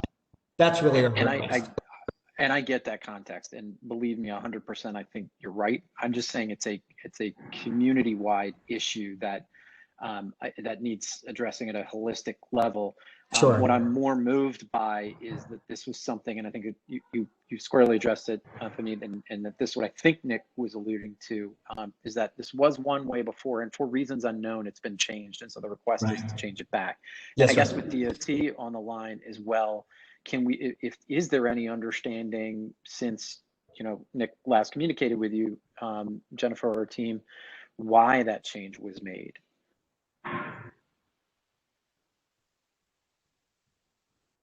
Jennifer, So, you muted? I know, yes, I just muted myself. So what I see in our database is a no parking anytime sign. When I look back in my records, somehow there was no record of it being no standing anytime. Now, yes, you clearly can see that it was there at some point. I don't know, you know, if that was something that was put in place, but it was not recorded into our database. And because if our folks are out there and they're doing, you know, their inventory, they see that, oh, wait, this place is not supposed to be here. Why do they have it? And they would probably put in an order to change it back to what it should be based on the system that we have. And, you know, things like this also happens, you know, not just here, but it happens, you know, occasionally where some signs in any location can get switched up. And when that happens, it's only when people report it that we would have to go back and fix it. So I think in this case, you know, if this was a legitimate, you know, sign that was to be placed, but then it wasn't in our records, then, you know, we have to go back to our records and say, hey, what happened to this one? Right. And, you know, to me, going to the community board and getting that support and approval, it ensures us that this is something that we have on record and that it will be placed into our database that we can always look back and say, we did this change on this date. So, sorry, one more question, and not to dominate the conversation, I'm sorry, Betty, but if it was that way at one point in time, I mean, is there a rationale for it to be one way or the other? Is there a certain rule or a regulation that it should be one way or another? So in other words, just because it, you know, they didn't have it in the system, they changed the sign. I mean, that kind of seems like form over substance. And I actually want to clarify myself another way to look at this. Battery Park City, some of the streets, city DOT does not own it. So I think that could be the reason why that sign may not be placed in our records, because some of the streets are not in the system at some point. And I would say that, you know, some of the streets, once we do have ownership of it, then we'll have those, you know, we have a better way to track the signs that we put into the ground. And, you know, that would be one piece that I could say maybe that's what happened there. I would say, let's see, this part, let me see. Yeah, Jennifer, I think the history dates back to 2000 when the building was first built. They had that. And I think when the building converted back to condos in March of 2016, the state had moved to put this red sign back. And that may be why it's not reflecting in the records. I think it's been historical since the building construction back in 2000. Okay. Yes, although I feel like I'm geeking out on knowledge of signs here. No, it's a nice presentation. There are a lot of oddities, as Jennifer mentioned, that these 2 blocks of Battery Park City are not part of New York. They weren't actually handed over to New York City. They are technically owned by the authority. And so it's a weird transition of space that makes it a unique. But Patrick, the next item is put in for your very sentiment and recognition of it. And that is I might have noticed that. Yes, Jennifer's going to talk to us about the neighborhood loading zones, which is to deal with this very issue of, you're right. I've had many people come to Quality of Life asking the same exact question. And it was the commissioner for Manhattan who actually mentioned and said, oh, you need a no standing only zone. Anytime zone, because that's the only way of keeping the placards out. So it is well known. And the next one, I'm waiting for you to bring up the question at the next presentation with So can placards park in that kind of loading zone? That makes it useless in our district. Right. Thank you. Thank you. And Tammy? So, since I was on the Battery Park City Committee, before I even became co-chair or chair, placards has been one of my favorite discussions on CB1. Gosh, just bringing up so many good memories of this street. Literally standing there myself. I could not approve this if I had a magic wand myself to tell Jen. I thank God that you have photos, because that actually is so much better sometimes than the database, and human error can be made. I hope that we do a resolution on this, and I hope that we start doing what, the community board and per Patrick's kind of perspective, we need to really be looking at block by block in our neighborhoods and seeing how the streets are used. There has been so much change. We have such an opportunity to, yes, find a better balance, which is better pedestrian friendly. Betty, you and I sat there at a meeting talking about garbage a year ago, and use of our streets and the parking and the right of way. And this is our year to start helping do it block by block in a way that finds balance, but that placards and agency parking are not what dominates CB1. Right. Yes. So luckily, Michael's going to be taking on this discussion also later this meeting. I literally, the nice map that's usually behind me on all the virtual calls that is of Lower Manhattan. I'm happy with Michael and Mark and Patrick and you and everyone else and DOT to start taking a look block by block, because we can see there's so much change. There are loading zones for stores that no longer exist in our community that will never come back, grocery stores that are gone, manufacturing leftovers that don't need to necessarily be here. And we do need to prioritize what's available for the public versus the privatization. And we want to make it easier to get stuff done and delivered. Hey, Tammy, nice to hear your voice. Congratulations on chair. Thank you for your support on this. No problem. It's good to hear you too. Great. Let's have Detta speak. And then Frank Messino. But first, Detta, are you muted? Okay, I'm unmuted now. Okay, so I would support returning to the signage for no standing anytime. And if it is a tool to use to stop parking placard abuse, I would support putting it on a lot more roads that need it. Something we can look into. Yes, well, thank you for the support.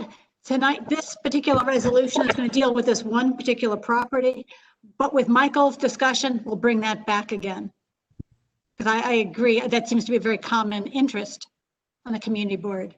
And it seems to be, from the pictures, it shows that no standing anytime is actually one very effective way against parking placard abuse. It is, because they're not allowed.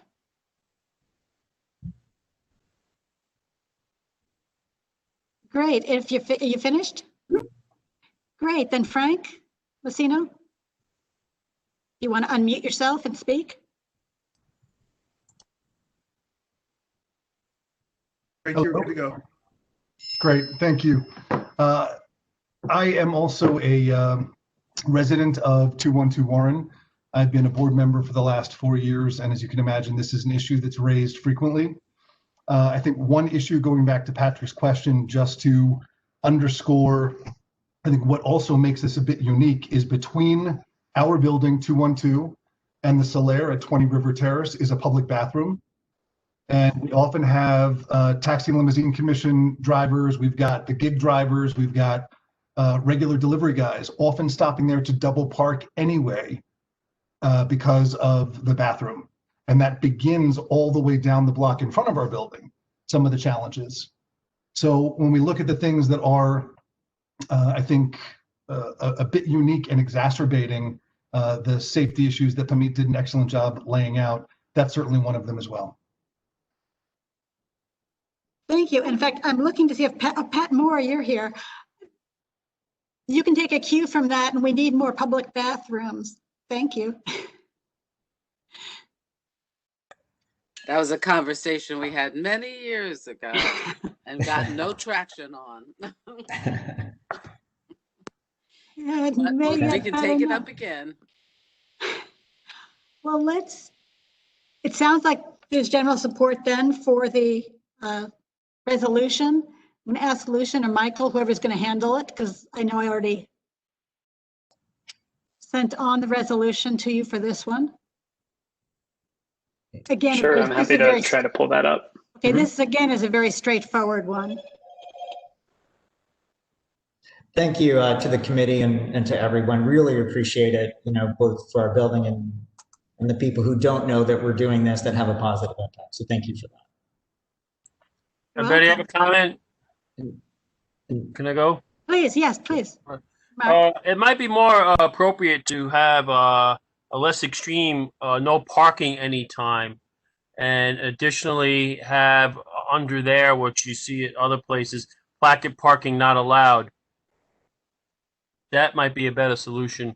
No standing anytime means you can't even unload.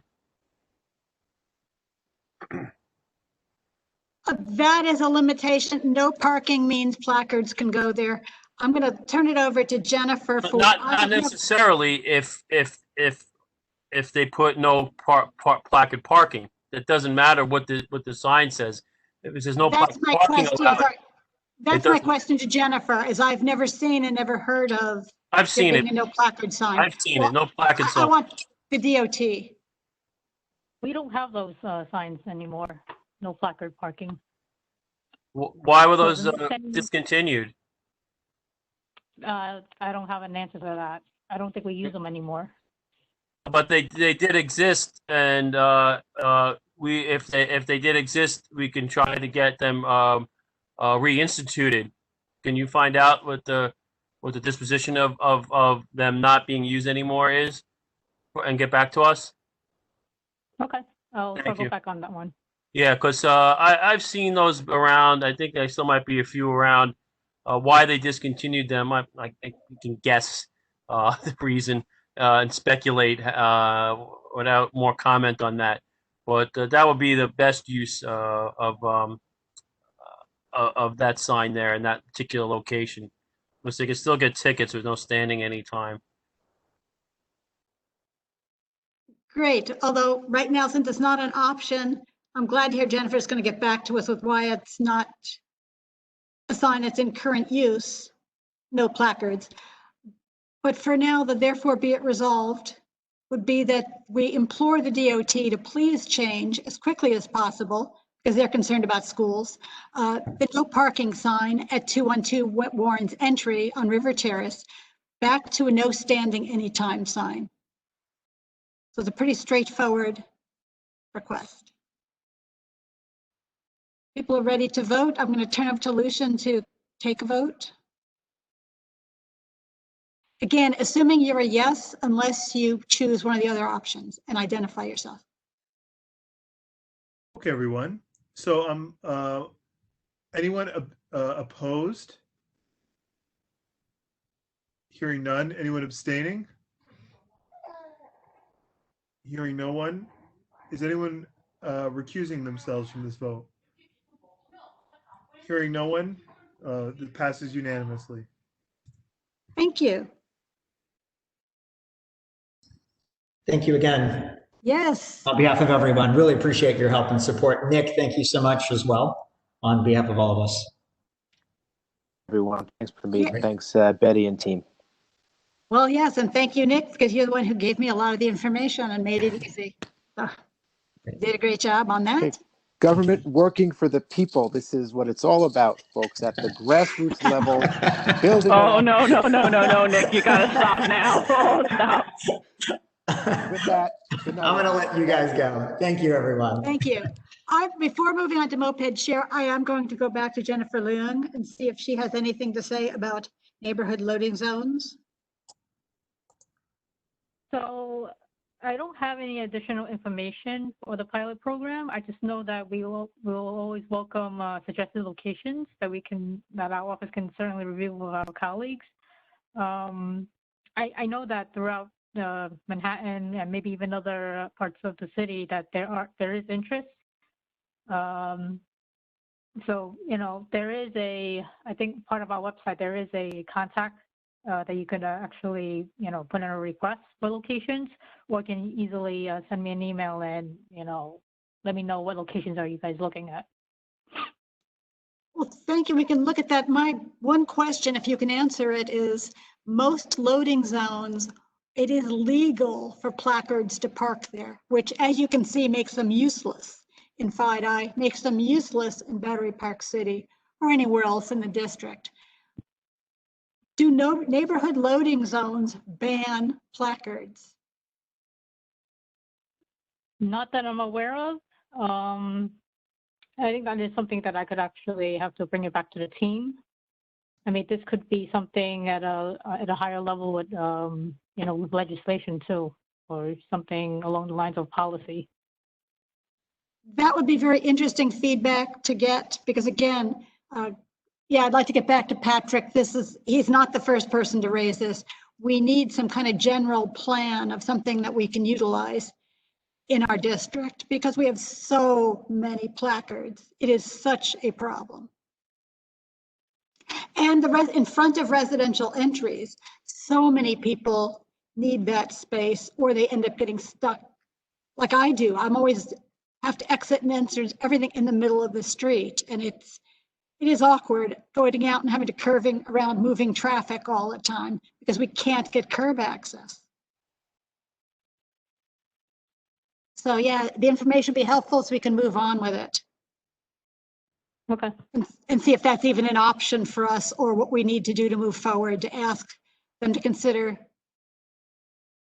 changing that or why they can't change it so we can look at potentially other options.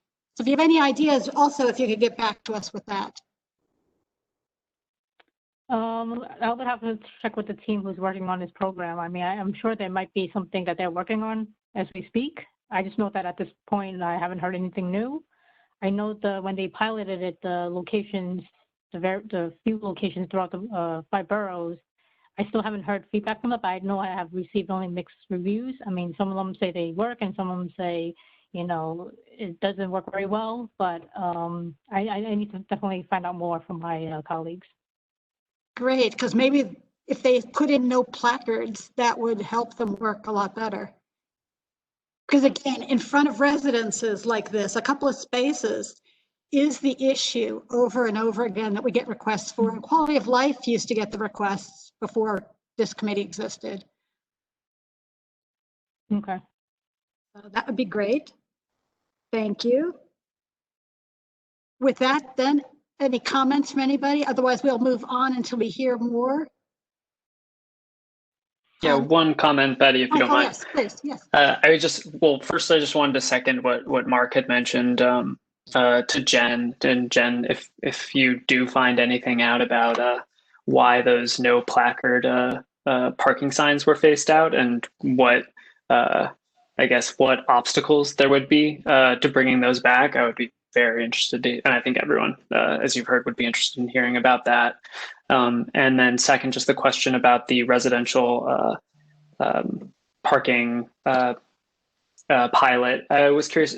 I know there's one that you had mentioned that was done in Brooklyn. Do you know the pace at which they're rolling out these residential parking zones? There are 1 or 2 in Soho. Okay. The locations that's listed on the website, it's in Chelsea and Upper West Side. Okay, got it. Yeah. And My Upper mistake. West Side. I just haven't heard back whether or not, I mean, I think for the one in Chelsea, I think, because in that area, I think this is also managed by the bid is in that area. I think I've heard from them that this is actually something that they said is working. I didn't hear anything back from the Upper West Side one. I mean, those are things I could actually check with my colleagues to see if they have some kind of a report that they, because they've been monitoring them. So yeah, that would be great. The pros and cons would be fantastic to know. That would be great because we could probably, one of the trouble areas is Fdny, and again, we have an active bid there, so maybe something could be done. Yep. I'll Cool. try to That's get my that only information. question. I see Tammy has her hand up, but I don't know if that was from earlier or now. No, I have a question for Jennifer. I want to know if what are there different urban landscape structures that you look for in terms of the loading zones? For example, does it have to be is it a specific width for a street? Is it, does it have, what kind of qualifications have been looked at in terms of? I would say that some of the ones that we picked out, or the locations that were selected, they were based on mixed use. So there obviously there's like a lot of commercial on the ground floor, and then there's also residential above. Then those are like corridors that we look at. I mean, what this pilot program does is that we want to try to reduce double parking. Oh yeah, I get that. Yeah, and make sure there's space for trucks to deliver, or cars to come pick up, drop off. All the different needs that try to make space for that. And has there ever been a view in looking if we can find space for that might also be designated space? If, for example, there's a cargo space there that's during the day, during business hours, that would be necessarily a location that the sanitation trucks could use for centralizing some of that pickup and drop-off space. Looking for shared, where I'm going is shared usage. We talk about shared usage a lot in the city. We talk about the limited resource of streetscape. So trying to find an understanding of, is there a way to look at, and has DOT ever viewed a shared space scenario in that manner? I don't think so. I would have to get back to you on that one. Okie dokie. Because we have a unique streetscape, I'm looking for ways to, like everything else, put more than one use in one space. Try to balance every different use, I would say. Okay. Yeah, I definitely need to check back with my colleagues because I know there's different folks that are looking at different things. I just don't know if they have looked at the different uses and trying to put together something for that. Okay. That'd be wonderful if you could. Thank you so much. I think it would add a lot to our dialogue and discussion. All right. Yes, great. And so again, everyone, we will move forward with these issues because we do have a lot of unique problems with Fdny's narrow roads and the high residential demands in front of the entries of these buildings. We'll keep after those. And moped share, talking about revisiting the past. Because this particular resolution about Revel passed last month, it is being brought back in a revised form this month for about moped share in our district. And so if we could go to next slide. I want to let you know that there was, I had brought up, and Tammy had said she was interested in some of the testimony.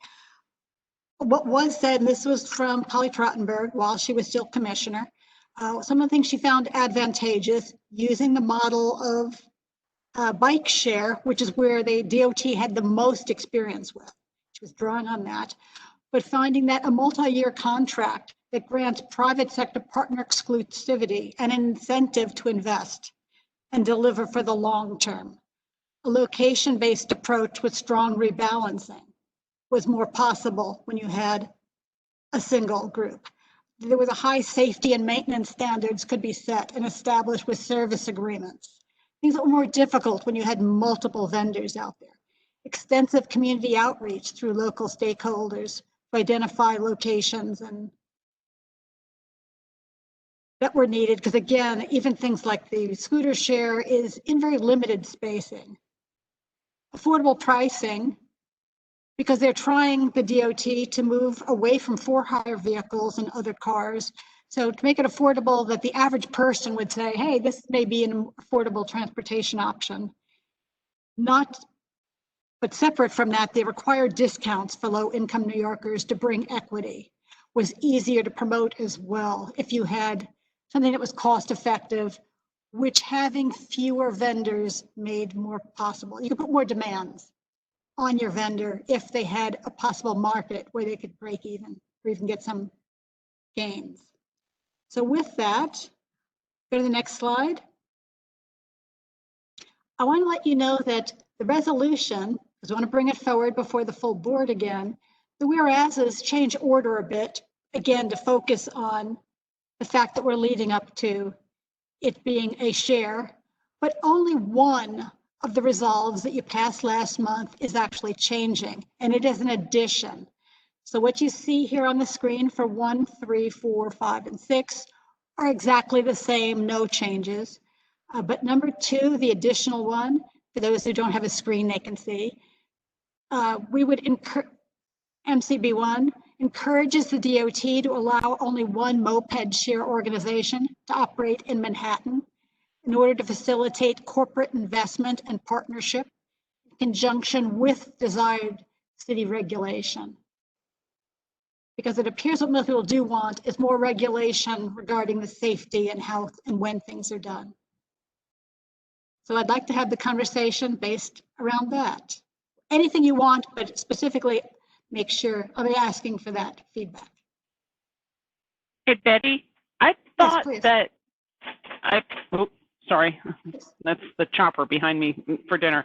I thought that we had also said that the reason why it was DOT Polly Trottenberg who had urged a one operator path to ensure the availability of setting guidelines to better inform on safety and fiscal ability. It wasn't us, it was Polly Trottenberg who you quoted at the meeting. And the other thing is, I thought that, you know, our whole point in the conversation that we had where there were with every new use and every new thing that we add to the streets comes the need to understand what needs to be looked at for safety concerns, and that our resolution was designed to drive the need for inclusion of safety parameters and tracking and ensuring responsible, the company is responsible to, and not just, for example, oh, well, I'm not a transportation company, we're actually a technology company. That's not actually what we want to hear. We want to hear that they will be able to help the riders abide by the law. Yes, and part of that has to do with the passage of the law, which gives the role to the DOT and changes the city charter to allow that. So those are various things that are already in here. We need to get the law passed, but it would be to encourage DOT, who would then set the regulations, to say, look, why don't you make the regulations to have only one moped share organization in Manhattan, making it a big enough market then that we can get the investment that we want so that we can have the desired regulation that we're asking for. And in fact, DOT has already put a significant amount of regulation in place in a very specific one-on-one agreement between themselves and Revel. This would be to broaden it so that if any other scooter shares came in, it would automatically apply to them, and they would have to ask for permission to entry.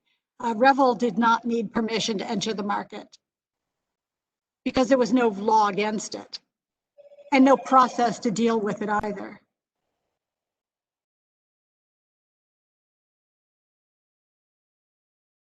Does that answer your question? I think so. I was Because hoping to that's get it why- a little bit simpler.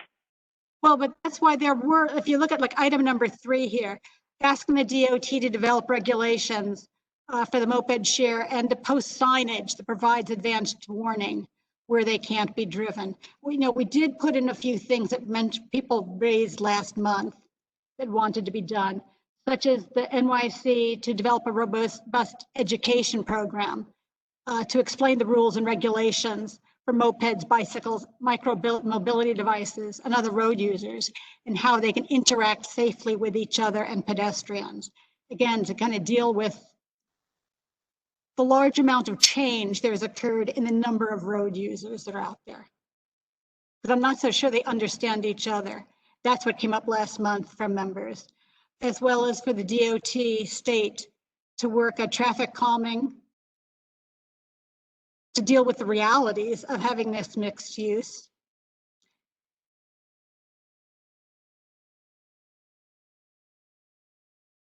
So yes, no, there's a lot of work to do, and this still deals with those issues that were raised last month that had to do with safety concerns for mopeds, as well as the whole mix of mopeds plus other users that aren't cars interacting with cars.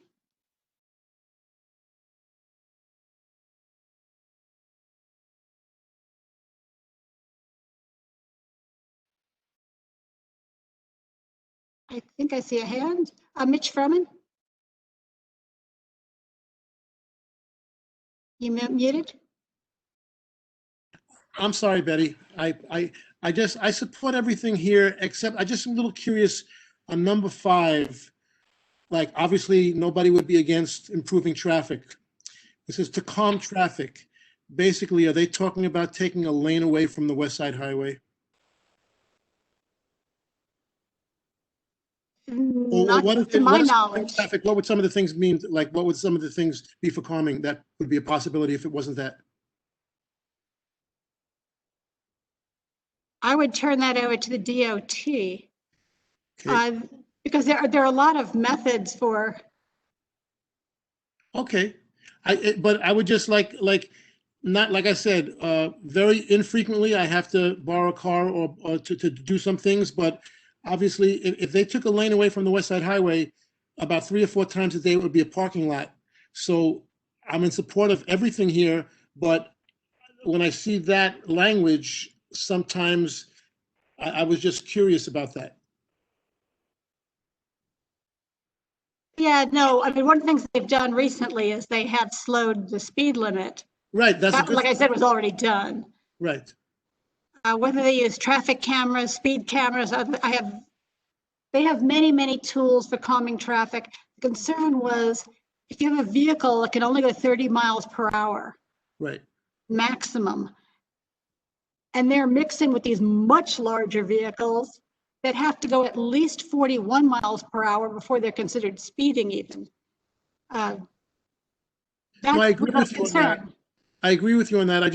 I was just wanted to make sure that they weren't, thinking like when they were talking about the Brooklyn Bridge about taking a lane away, because like I said, I would hate to be stuck on, one less lane if I was using it, as millions of people have to, because they have no choice. It would be a parking lot. So I just wanted to specifically clarify that thing, but otherwise I think it's a good idea. Okay, great. No, that's why it doesn't specifically ask for that. Great.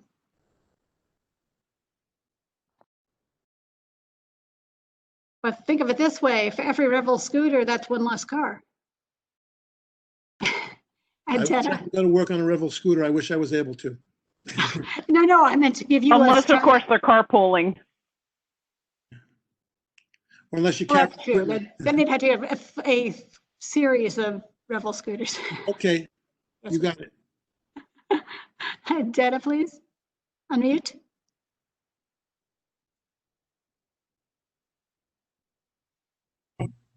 Oh, yeah, and just to say the DOT, when they do traffic calming, it's about looking at streets where there's too much capacity, so the vehicles are going faster than the limit. It's not, they're very careful not to create congestion with the traffic calming. Yeah. They're just where there's You're breaking up. It's hard to hear you, Detta. Okay, it's hard to hear me? That's good now. Thank you. Okay. I Yeah, was that's saying, better. okay. I was saying that it's, yeah, the DOT is trying to solve the problem of speeding, so that's happening where there's excess capacity on the road when they're doing traffic calming. There, you know, if there's congestion, that's not a place that needs calming. It's already slow. No, speeding is definitely a problem. I agree with you on that. Yeah, now I think she's trying to say is that traffic calming is to deal with death and injury, that's for sure. But one of the other things the DOT has on their plate is to keep movement of traffic. So they try to balance it, but they certainly are very aware that they're trying to stay away from congestion and have movement.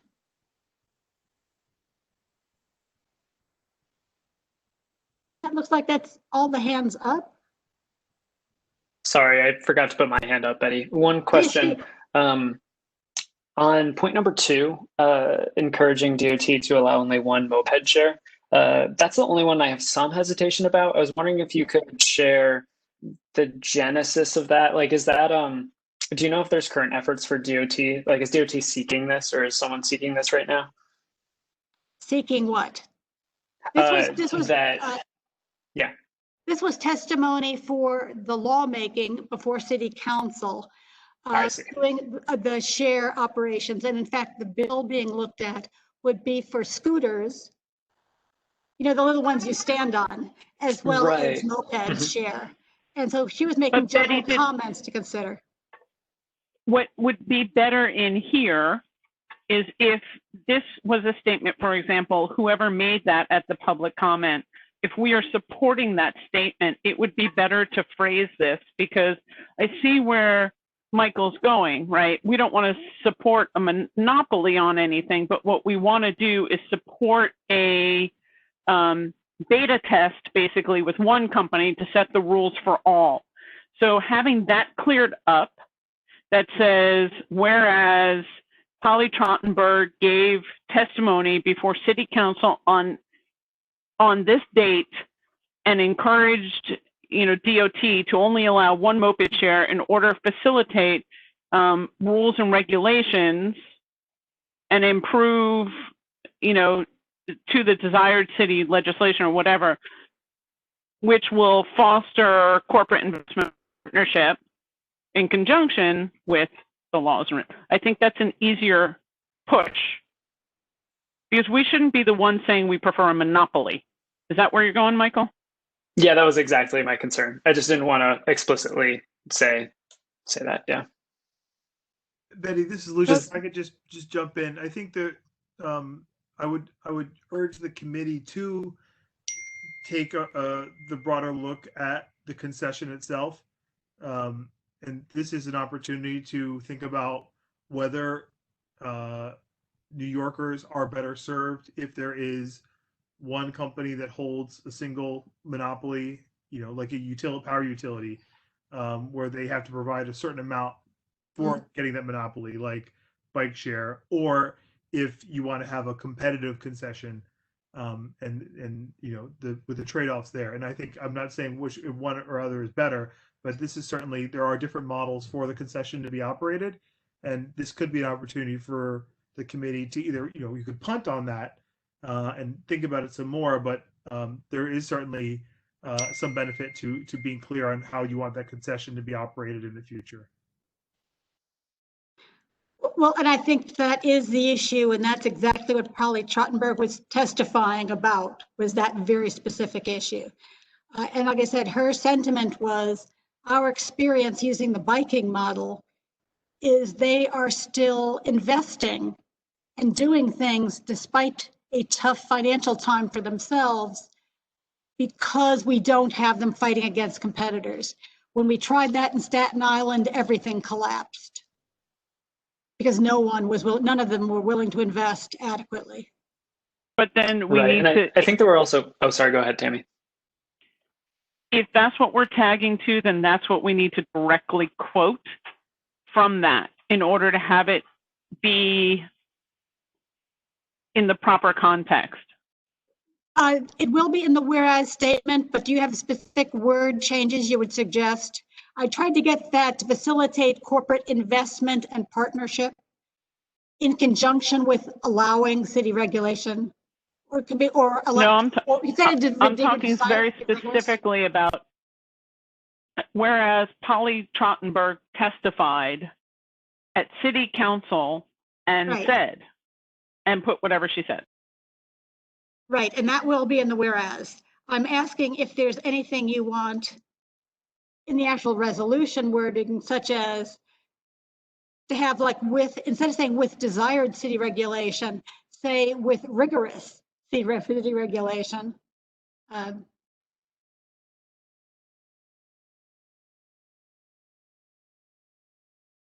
Do you want to say that it is only interim? I leave that to Michael Frankmore. I'm trying to think. I think the one thing I was just going to add, Betty, was that like, so with City Bike in negotiations with Lyft, because they got, you know, a monopoly over the New York City area for bike share, they were able to get that concession out of Lyft that said, Lyft said that they would invest, I can't remember what it was, $300 million and expand to an X number of fleet. So I just want to make sure that if we're going to say, you know, this is a good idea, I want to make sure that we're not just saying, yeah, we think that, blanking on the name, Revel, should just get moped monopoly before we talk about, we want to make sure that the cities, if the city thinks that that's a good idea, that the city should enter some sort of negotiation in order to facilitate corporate investment and partnership, for example. They have been. Okay, yeah, I just might not be in the loop there. Yeah, no, they had to sign a pretty detailed agreement to allow them to restart. Got But it. again, Okay. they still weren't, DOT was operating in a no man's land because there was no legislation or anything else to limit them. Mm-hmm. Got it. Okay, then my bad. Yeah, I should have read up on this. So yes, and like I said, does anyone, rather than desired city regulation, do you want the wording changed to rigorous city regulation? I think number 2 could just be left out because we already mentioned that we're supporting Revel a couple times, and I don't think we need to specifically state that it has to be one operator, because this committee passed the Revel support last month and then it failed at full board. So I think having a resolution that's, I don't know, you know, as least controversial as possible would be a good thing. Right, but do you want 2, 3, 4 moped share organizations in Manhattan? Well, that's not on the table right now. It's just Revel. So I don't know that we need to comment on that. But I mean, this resolution is our statement about moped share in general in our district. Do we want, looking forward, to not add any more, or do people want competition of have 3, 4 companies come in?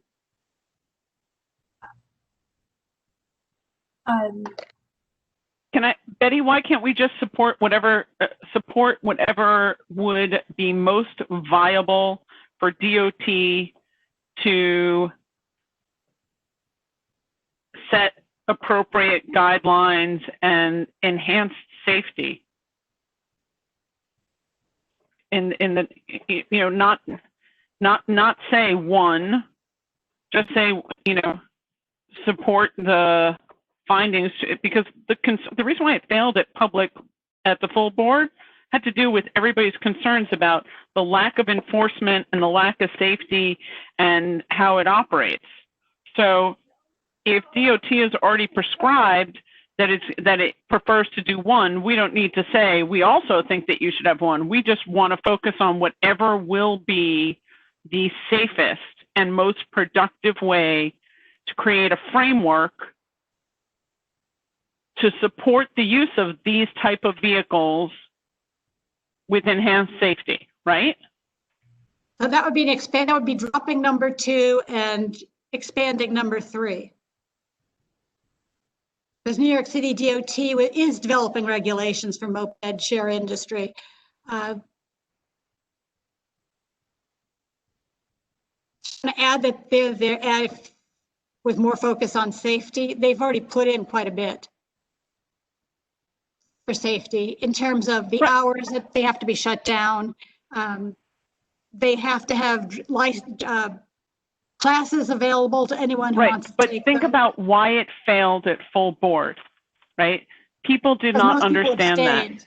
Right, most abstained.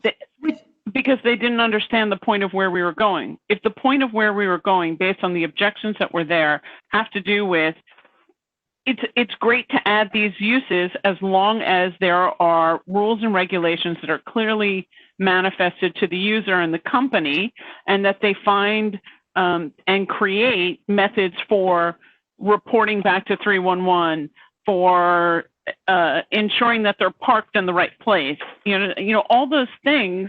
That's where the concerns were being. The concerns weren't whether it was one company or more than one.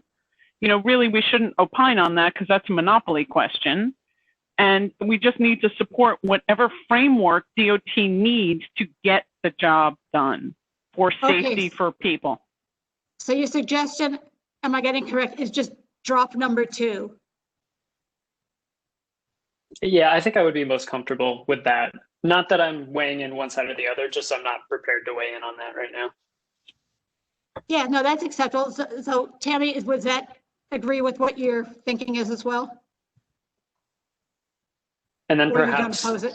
update 3 such that we specifically say like rigorous regulations and some safety stuff to address the concerns that were brought up at full board.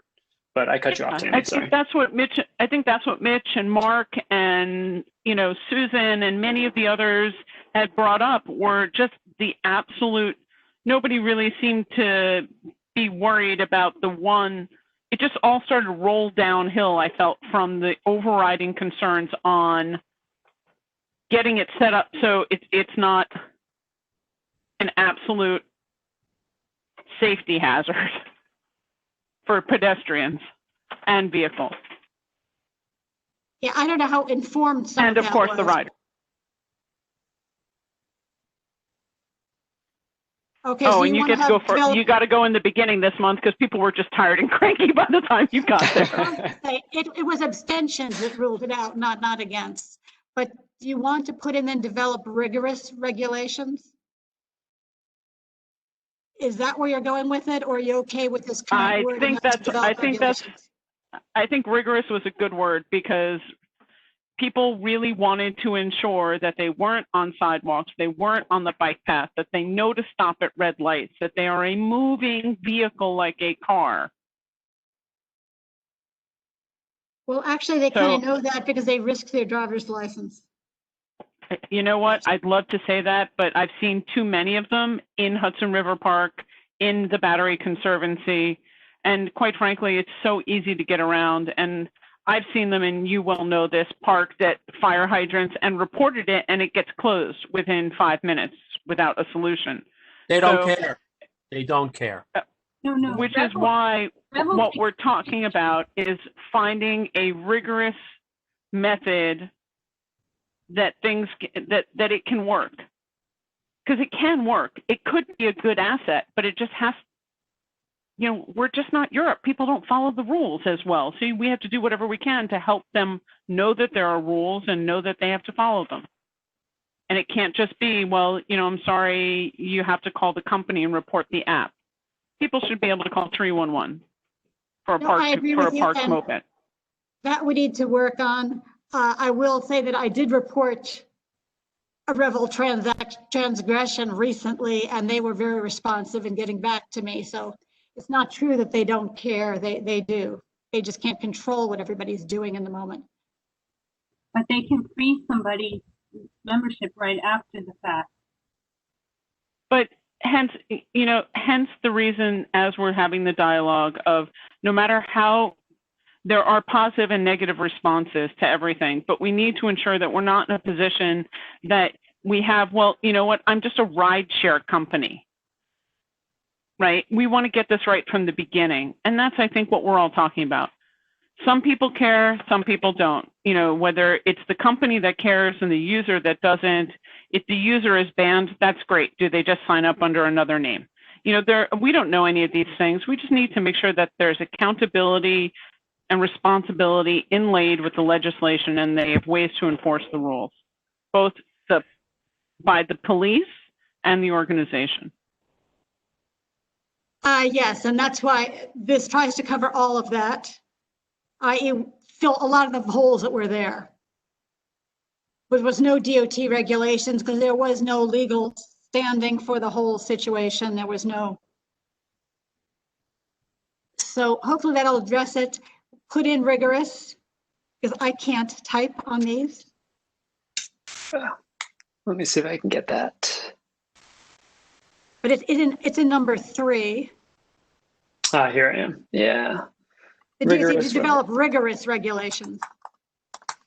Oops, I cannot type. Rigorous regulations. And it's agreed then people want to get rid of number 2, because that could then just be erased. I'd go with your co-chair on that one. Yep. Okay, then just erase that one.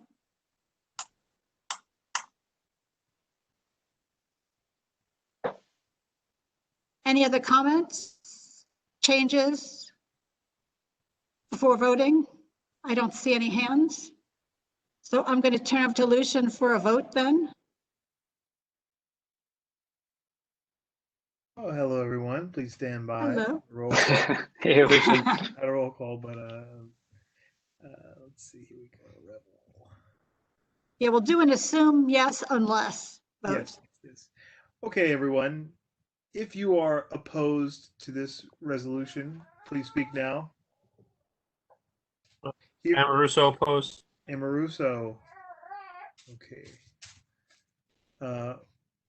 Anyone else? All right. If you are abstaining from this vote, please let me know. I'm sorry, everyone. That's my son, not me. Okay. Hearing no one. Anyone recusing themselves from this vote? Okay. With that, the measure passes. Great, and I will present it more educationally this month, but not make the board meeting too long, I promise.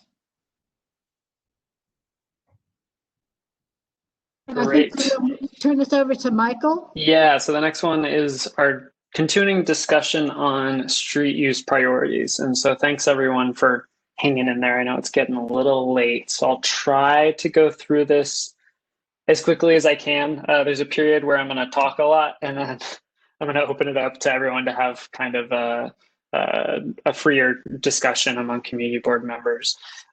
So I have, let me share actually this document as well with everybody.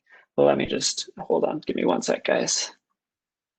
Let me just grab this link. Copy link, great. And now I'll share my screen again. And I'll post this in the chat to everybody. I think I could send it to everyone. So this is before you right here. This is, we use this as our kind of our brainstorm document over the past two meetings, 2 monthly meetings, just to bring everyone back up to speed. What the genesis for this was that, you know, DOT was starting to work on finalizing the Open Streets program. But more than that, we've witnessed a lot of change in our district on our streetscape over the past, almost a year that we've been in the midst of this pandemic. And we wanted to take some time for us as a committee and a community to start thinking for the future about our recovery and what we want our streetscape to look like.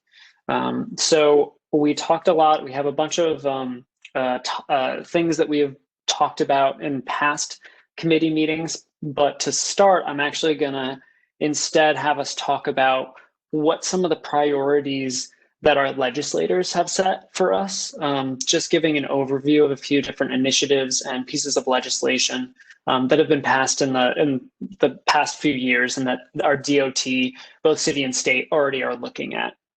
So I'm going to grab these and just plop them into the same document so that everyone can look at these bullets and sources. So here's that, here's this. So the first one I wanted to talk about is one that's come up before, and that's Vision Zero. If you go to the Vision Zero website, you can see pretty clearly what the point of Vision Zero is. I think this letter from the mayor sums it up quite nicely. The fundamental message of Vision Zero is that death and injury on our streets is not acceptable and that we will no longer regard serious crashes as inevitable. What it does is it makes it, the goal of Vision Zero is to reduce the number of crashes, injuries, and deaths on our streets to zero. So it views any crash, injury, or fatality on our streets as preventable. So I've listed a few resources here for anyone to go in and take a look at. There's a Vision Zero mapping tool in which they map out the number of crashes, the number of injuries throughout the city. You can also look at street design, street limits, outreach, and other things that they've done. So the metrics that they're really using to measure the performance of Vision Zero is the number of injuries, the number of fatalities, the number of crashes, but also the number of projects, initiatives that they've taken and implemented. And these are like street calming measures. These are speed bumps, and they can range from simple like pedestrian islands to more extensive like slow or complete streets. So what's helpful as well is there's another mapping here, which I actually have up, and I've already got it such that it's looking at Community District 1. So this is pretty helpful. This is what I'm looking at right here is the number of crashes that happened in our district in 2020 completely. And luckily there were no fatalities in our district, at least not according to this tool. And I don't believe according to Vision Zero. No fatalities in our district, which is good news, but we did have 170 total crashes, including a number of injuries between cyclists, pedestrians, and motorists in our district. This is helpful, I think, in a way, because it helps you kind of visualize what some of the problem points and the problem areas in our district are, which are some of these east-west corridors like Canal Street and Chambers Street here, our north-south corridors like West Street, Church Street, Broadway, and Water Street, as well as the area immediately surrounding City Hall Park and the on-ramps and off-ramps to the Brooklyn Bridge. So I find that kind of just enlightening and just wanted to share that with everyone, because this is information that our city and our city DOT looks at, or hopefully should be looking at, when they're proposing changes and working on street changes in the city. So that's Vision Zero. There's also, I just added a little Gothamist article. Though our district didn't have any fatalities, unfortunately in the city as a whole, there were more fatalities in 2020. So that's some sad facts. The second piece of legislation I wanted to talk about was the New York City Council Streets Master Plan. And so this is this passed last year in the New York City Council. It's championed by the council speaker, Corey Johnson, but our council member, Margaret Chin, co-sponsored it as well. As a result of this legislation, starting this coming December, so 11 months from now, the DOT is required to start doing a comprehensive master plan every 5 years. And again, I thought it was helpful to look at what some of the initiatives and metrics they're using, because I think this is going to be enlightening, or we can look to this for inspiration as we try to set our own priorities.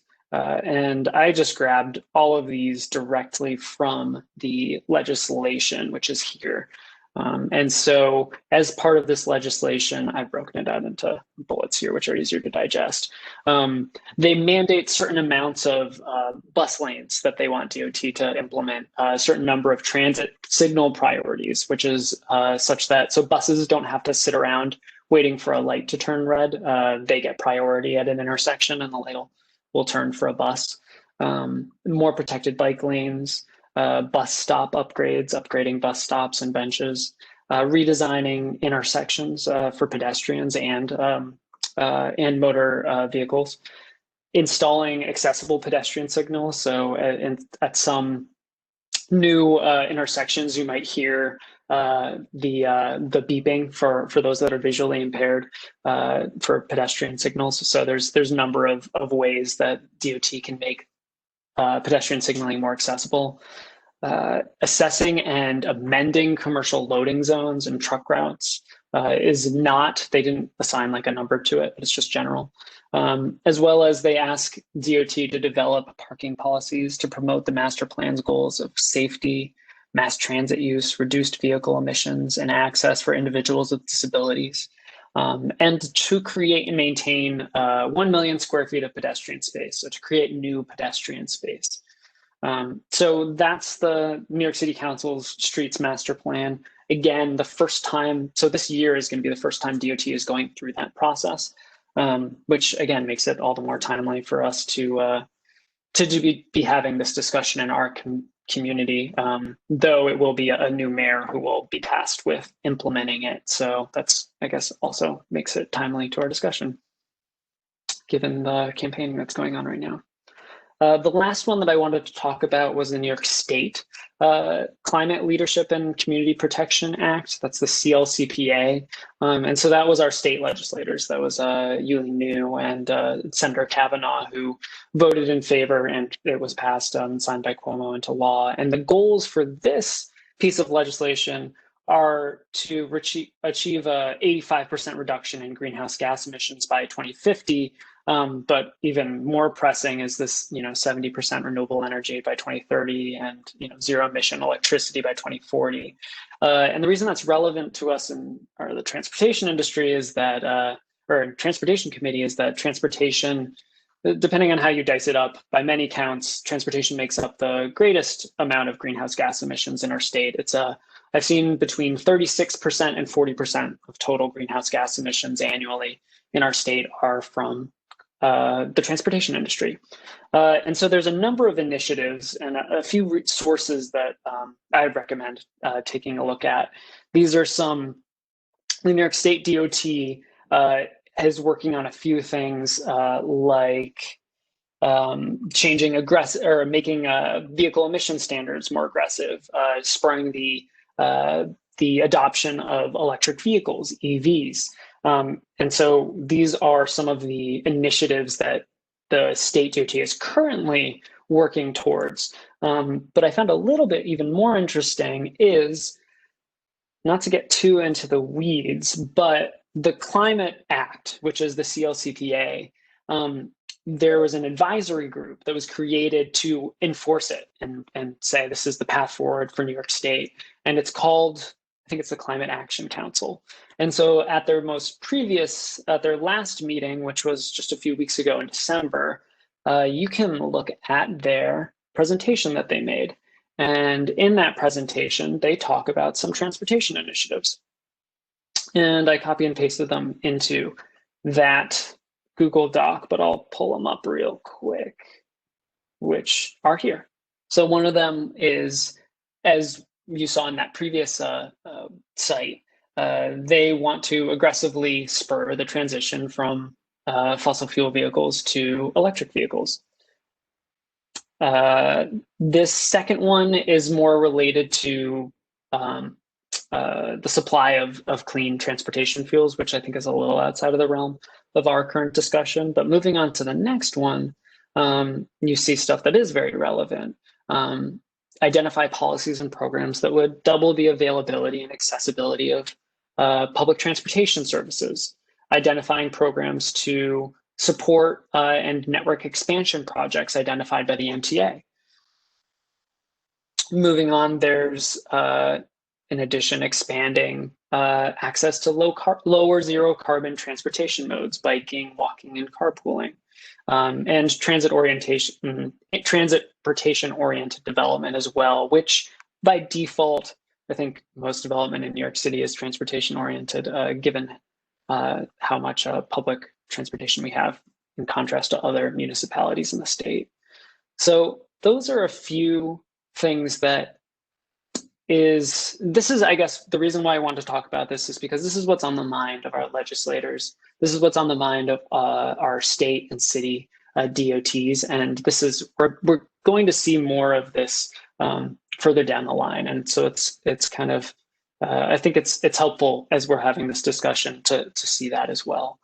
And one more thing before I turn this over into a more general discussion is I found, let's see where I found it. Here it is. I was doing a little more research. We've talked a lot about priorities, and it's generally, I think, easier to set priorities than to talk about how we measure the performance or the progress towards the priorities. And so I started looking at a few transportation documents, and there are a few metrics that are used throughout the transportation industry. Gosh, I lost my spot. Too many tabs. A few of them I wanted to go through that I found that the city of LA looked at. Let me go to it. So the city of LA, when they were doing their 2035 planning process, identified some performance metrics along with some desired changes. And I thought this was good inspiration for us to see if there are any performance metrics that we would like to include eventually in any of our discussions or possible resolutions. One of them, for example, from LA is like mode share. And by mode share, it means, auto mode share or public transportation mode share. In this context, they're saying, hey, we want to make sure that we're avoiding any peak period auto mode share increases because that'll just increase congestion. Transportation boardings, they want to see an increase in the number of daily transportation boardings because they're trying to get their fledgling, I don't know if I'd call it fledgling, but their metro, their subway equivalent running and working there. Vehicle trips, they're trying to decrease the number of vehicle trips. One that New York State DOT is bringing up pretty frequently are these two here, which are vehicle miles traveled. These are things that they're trying to decrease. These are measurements of, or I guess de facto measurements of greenhouse gas emissions, trying to decrease the number of vehicle miles traveled and vehicle hours traveled. So time spent in congestion would be related to that wouldn't be perhaps captured in vehicle miles traveled. And accessibility is another a big one. And so I'm just going to plop those into our document so that we could use that as a reference. So let me just do that. All right, so now I've been talking for a minute, and what I want to do next is I would love to take the topics that we've talked about in our past two committee meetings, which are a little bit disparate, and categorize them into things that we can kind of shape and mold into priorities. And so I took a first stab at creating some categories, and we can change these, but let's use this as a jumping off point. Draft categories. So one thing that came up as I was just talking about was Vision Zero, but this came up in our conversations in the past as well. And it seems like a high priority or a relatively non-controversial priority is street safety. So I thought that worked pretty well as one category.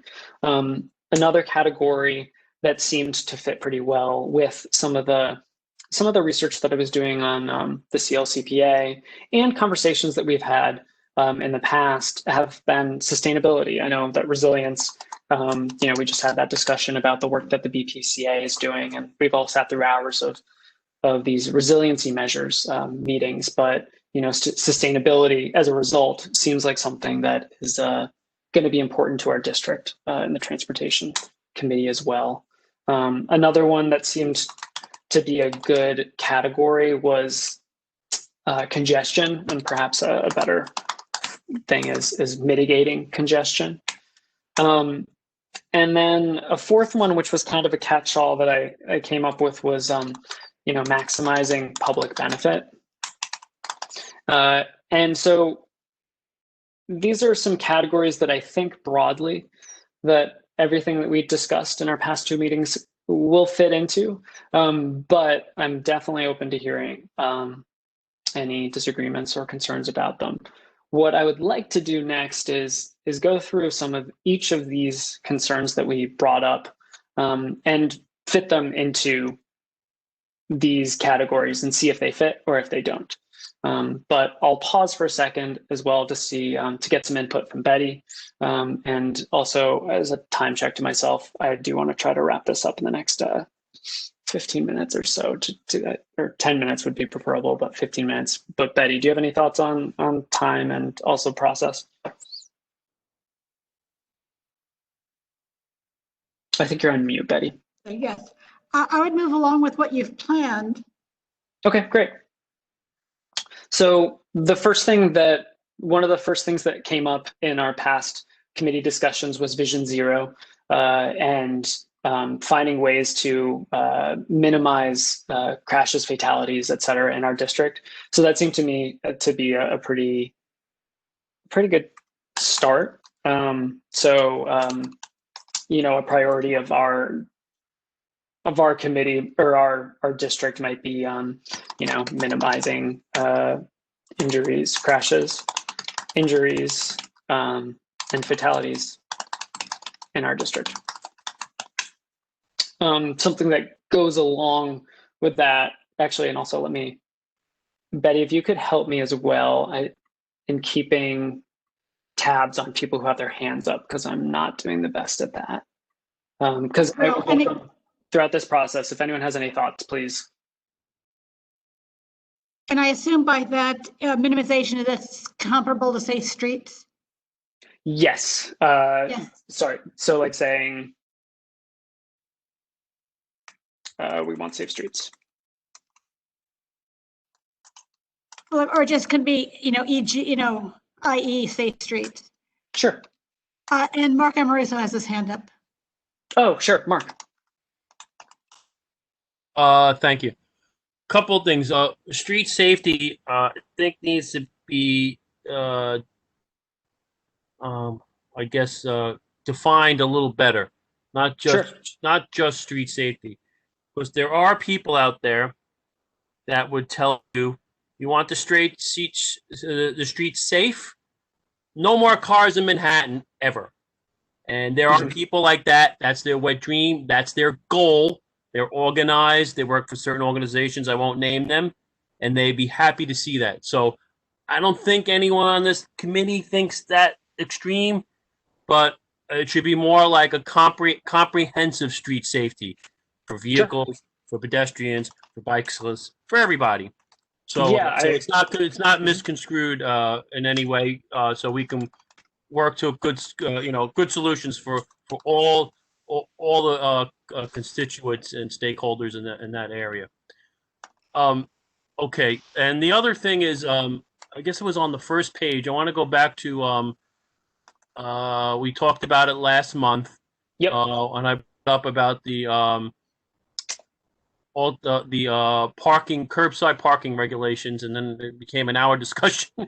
Yes, I do gave recall. you some language. I just saw it. I saw it when we were going by. Can you show me where that is? And it looked like, I think it needs to be just a little more better worded. Let's see. Just let me read this. Just give me 1 second, please. Yeah, no, take your time. And I think to that point, I think we should have something that references curbside regulations. But I think to Tammy's point, we will probably want to schedule additional committee time to address specific issues if we agree that the best way to deal with that is kind of more of a block by block approach. For this, I do want to leave it as a kind of more guiding principle, if that makes sense. So if just maybe a couple of tweak words, just a couple of tweak words here. We say some streets have confusing and maybe antiquated parking rules. Sure. These are the remnants from past uses in the neighborhood, and they would need to be changed to comport with current neighborhood and business uses. Sure. And they, yeah, sure. With current neighborhood and residential and business uses. Sure. Yeah. All right. Yeah, and that's a I know it's a subcategory there, but that's really a biggie. No, And then, of course, I think that's a good point. You'll say it again. The committee voted last year to address this on the agenda. I know we're in virtual world here, but at some point we need to have people identify areas. We can start off with no-brainers that are not controversial, kind of like the one we did tonight, where things like that with the placard and other areas that are obvious, like blatantly obvious, that need to be fixed. To start bringing in and requesting DOT change the regulations to comport with what we need. So we really Agreed. need to And that's that point. Yeah. And that's a good jumping off point. So the next issue that we've spent a lot of time talking about during these discussions has been placard parking and municipal parking and finding ways to reduce municipal curbside parking. And so that's all I got, Michael. Thank you. Oh yeah, thank you, Mark. Appreciate it. And so this is maybe a squeeze, but I was thinking of including placard parking in mitigating congestion, since at least one, and this could fit into different categories, but at least one consequence of municipal parking placards taking up space, like you saw in the 212 Warren discussion we had, is the amount of congestion that it created. It meant that that residents were having to double park or pull up, and it was creating a kind of a mess of the streetscape. So I'm going to put it in here for now, but again, we can revisit this. But addressing. Michael, you're in a circular argument there. I don't know if you might not be better off, because placards are such a huge problem, to start with them, all the issues that are tied to them. And then if you want to allocate them to the different categories, by all means do. No, I think that's fair. Actually, Let's Betty, keep them I as a agree. separate. I would agree with you that the placard parking and the few things underneath that maybe could be its own category. Okay, yeah. Because it's I such think a there's huge definitely problem in enough. our district. Yeah. Sure. And Michael, after you're finished, I wanted to make chime in on one of the things that you have as under the placard parking thing. Please go ahead, Mark. Yeah, go ahead, Mitch. Okay, can you please bring it up so I can see it? Where you have Yeah, can you see? Is this what you we're looking at? Cool. I'm just going to move it down to the next section as we're categorizing it, and then we can all look at it there. Apologies for all the scrolling. The agency processes for getting outside. Okay, I would. Then it says agencies should come before the community before getting this implemented. This has become a really big problem, at least in the area where I live. And I would like to say agencies must come before the community board before getting this implemented. If Betty, if you don't think that would turn somebody else off. Well, no, actually, Mitch, I feel like I'm always putting you off. What I have asked for either next month or the month after, there was a regulation in the DOT's city regulations that they didn't even seem that aware of, but acknowledged.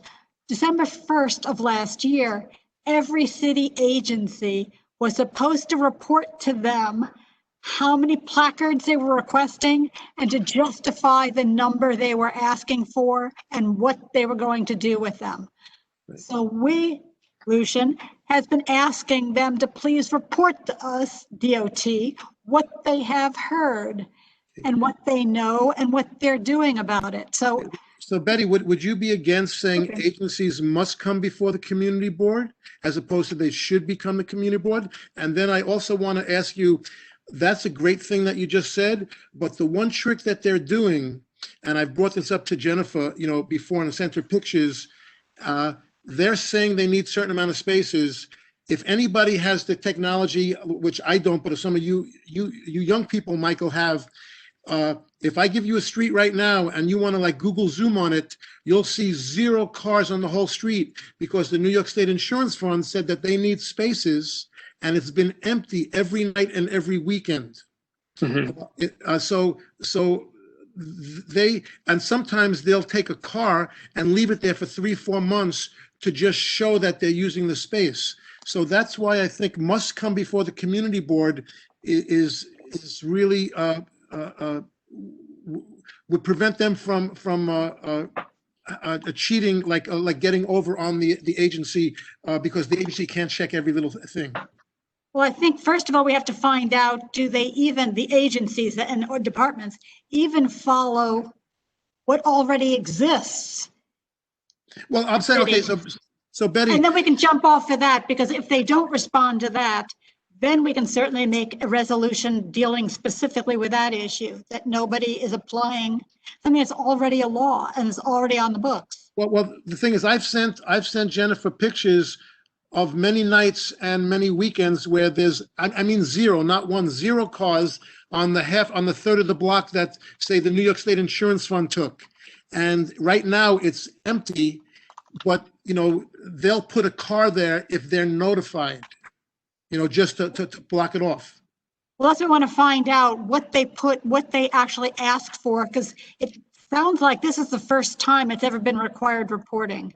Well, okay, what they asked for, it was no parking like 7 to 7 or 6 to 8, you know, for the agency. And then at nights and weekends, residents or, you know, people like, you know, coming down for late at night for something, were able to at least rest their car there for a few hours. What they now have, they took the rest of the street, no parking 24/7 except for the agency, but the agency only uses it for business hours Monday through Friday, it's basically greed. Well, some of those specifically, why don't you jot that one down, and we will specifically ask the DOT about that. Okay, great. And that location with that agency, and how can they justify that, and what can be done? Do you have, Michael, do you have the ability to hone in on the street right now? You know, I can probably. What street were you looking at? Trimble Place, Trimble, between Duane and Thomas. Yeah, and I think Trimble Place is just that one block, right? Right, and there's a garage in the middle of the street. The whole street used to be like, you know, no parking 8 to 6 or yeah, but can you see what's happening there now? Like you know, like yeah. Actually, I guess, did I zoom out for whatever reason? I'm not seeing my what do you call it? Satellite view. It's next for clarity. It's next to the Kinko's, FedEx Kinko's over there, and opposite the boxing gym. Right, and there's a garage. I'm sorry, Mark. Continue. Just thought I'd give There's a garage in the middle of the street, Michael. But can you zoom in on the actual what cars and what the street? Can you? Yeah, look at sorry. I'm zoomed in strangely. Here we go. I was just trying to get satellite. Okay. Let's get in here. So this is what you want to look at, Mitch? Well, no, I mean the actual street. What's happened, like right now? Oh, you want me to see on the street, like here? Yes, sir.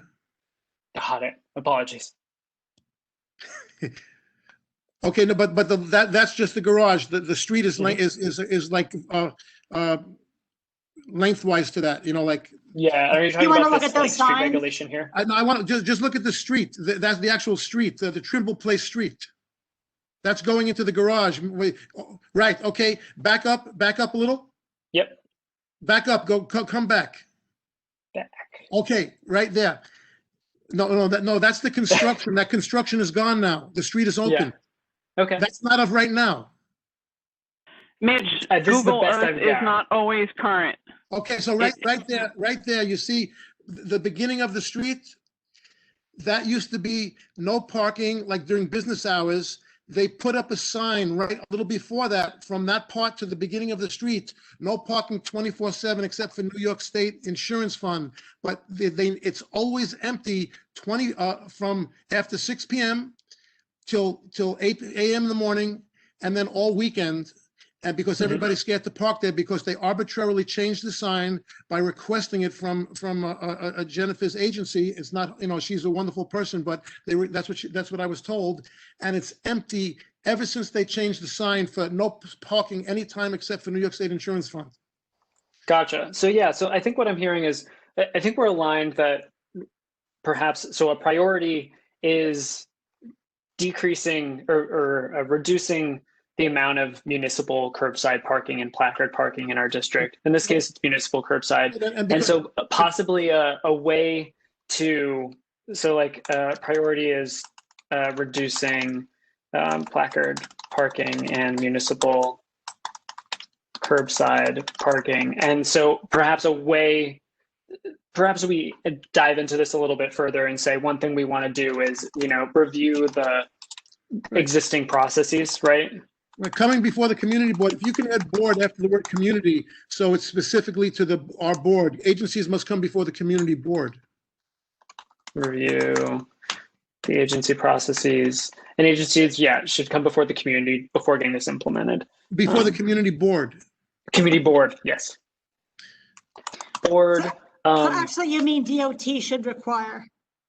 DOT should require. Whoops. Yeah. Thank you, Betty. Yeah. Thank you, Michael. Yeah, thank you. DOT Thank you, Jennifer, if you're listening. Require agencies requesting curbside come before the community board. Sorry, my headphones stopped. Hear me? Can you guys still hear me? Mitch is right about that area. They use that as like their own little fiefdom over there. So it's a problem. Cool. And so it does seem like so another issue, Mitch, that you were saying is that there's existing space allotted to agencies is sometimes what? Well, it's similar to what Mike said before about the loading zones. Mm-hmm. During the day, some of the loading zones, what Tammy said, could be applicable. But Gotcha. then, like at night and weekends, the businesses are closed, so that space could be opened up for people, human beings. Right. Okay. And so that goes to, I think, like perhaps another priority that we have is allowing or balancing or getting the most people using the space, right? Right. But the thing, and what Patrick and some of the other people were saying before, that's how the signs were. Then in the middle of the night, they changed, but they were working fine before the agency got extra greedy. And, like what Mark said about the fiefdom or the fiefdom, whichever way you pronounce it. But the signs were like, I would just like the signs to go back to the way they were because it was amicable for everyone. Mm-hmm, for sure. Well, I can suggest to anybody who is listening, by all means, if you see an unusual or you think unwarranted sign, something that needs some inquiry, by all means, send me the location and who the signage is limited to. Photo would be great. And send it to me, and you can CC Lucian on it, and we will start to look into some of these. That'll be what we need to do a really district-wide look. I'll send you some. I had already sent some to Jennifer and a few to Lucian, but I'll copy you on them, Betty. Please do. Yeah, thanks, Mitch. And so jumping off of what Mitch was just saying, do we have any like specific locations where there is a lot of placard parking specifically that we would perhaps call out for the DOT to prioritize? There are a lot of those. I know. The harder thing is would have their own locations not to prioritize, but I think Battery Park City and Fdny are just so overwhelmingly obvious everywhere. Oh, and sorry, I see Tammy, you have your hand up. I apologize for not calling you. That's okay. One of the things I have concerns, Betty, and I have faith in DOT to provide the information. I don't necessarily have faith in administration and the pressure that may be put to bear on DOT to not provide the information we're seeking about the agency request. Mm-hmm.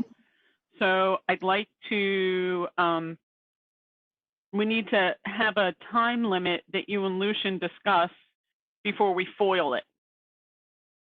And I think that, I don't think that the city would be willing to really give it to us, even though it should be publicly accessible, simply because it's not going to look great. So that's one. Whatever you and Lucian decide, just know that. Well, I said, why don't you be part of that decision making? Because again, we can decide at that point, do you want to take it to borough board or do you want to go directly to FOIL? We can lay that out outside this meeting. You got it. You got it. Because I do have faith that if, DOT's hands weren't tied, that'd be something that they'd hit the button and send to us. I know. Honestly. I mean, I do they've too. been they're not very secretive. So that's one. Two, oh yeah, placard streets. Yeah, Michael, we could certainly happy to go. Yes, we've got massive issues in North Battery Park City area. We have massive issues with it on Duane Street alongside period. Next to Duane Park, we've got masses, Actually, issues the with problem with Duane Street is more agency cars than placards. But it is a placard. It is an agency placard that they stick up there. And that's the problem. It's not legit agency parking. It's a placard of agencies.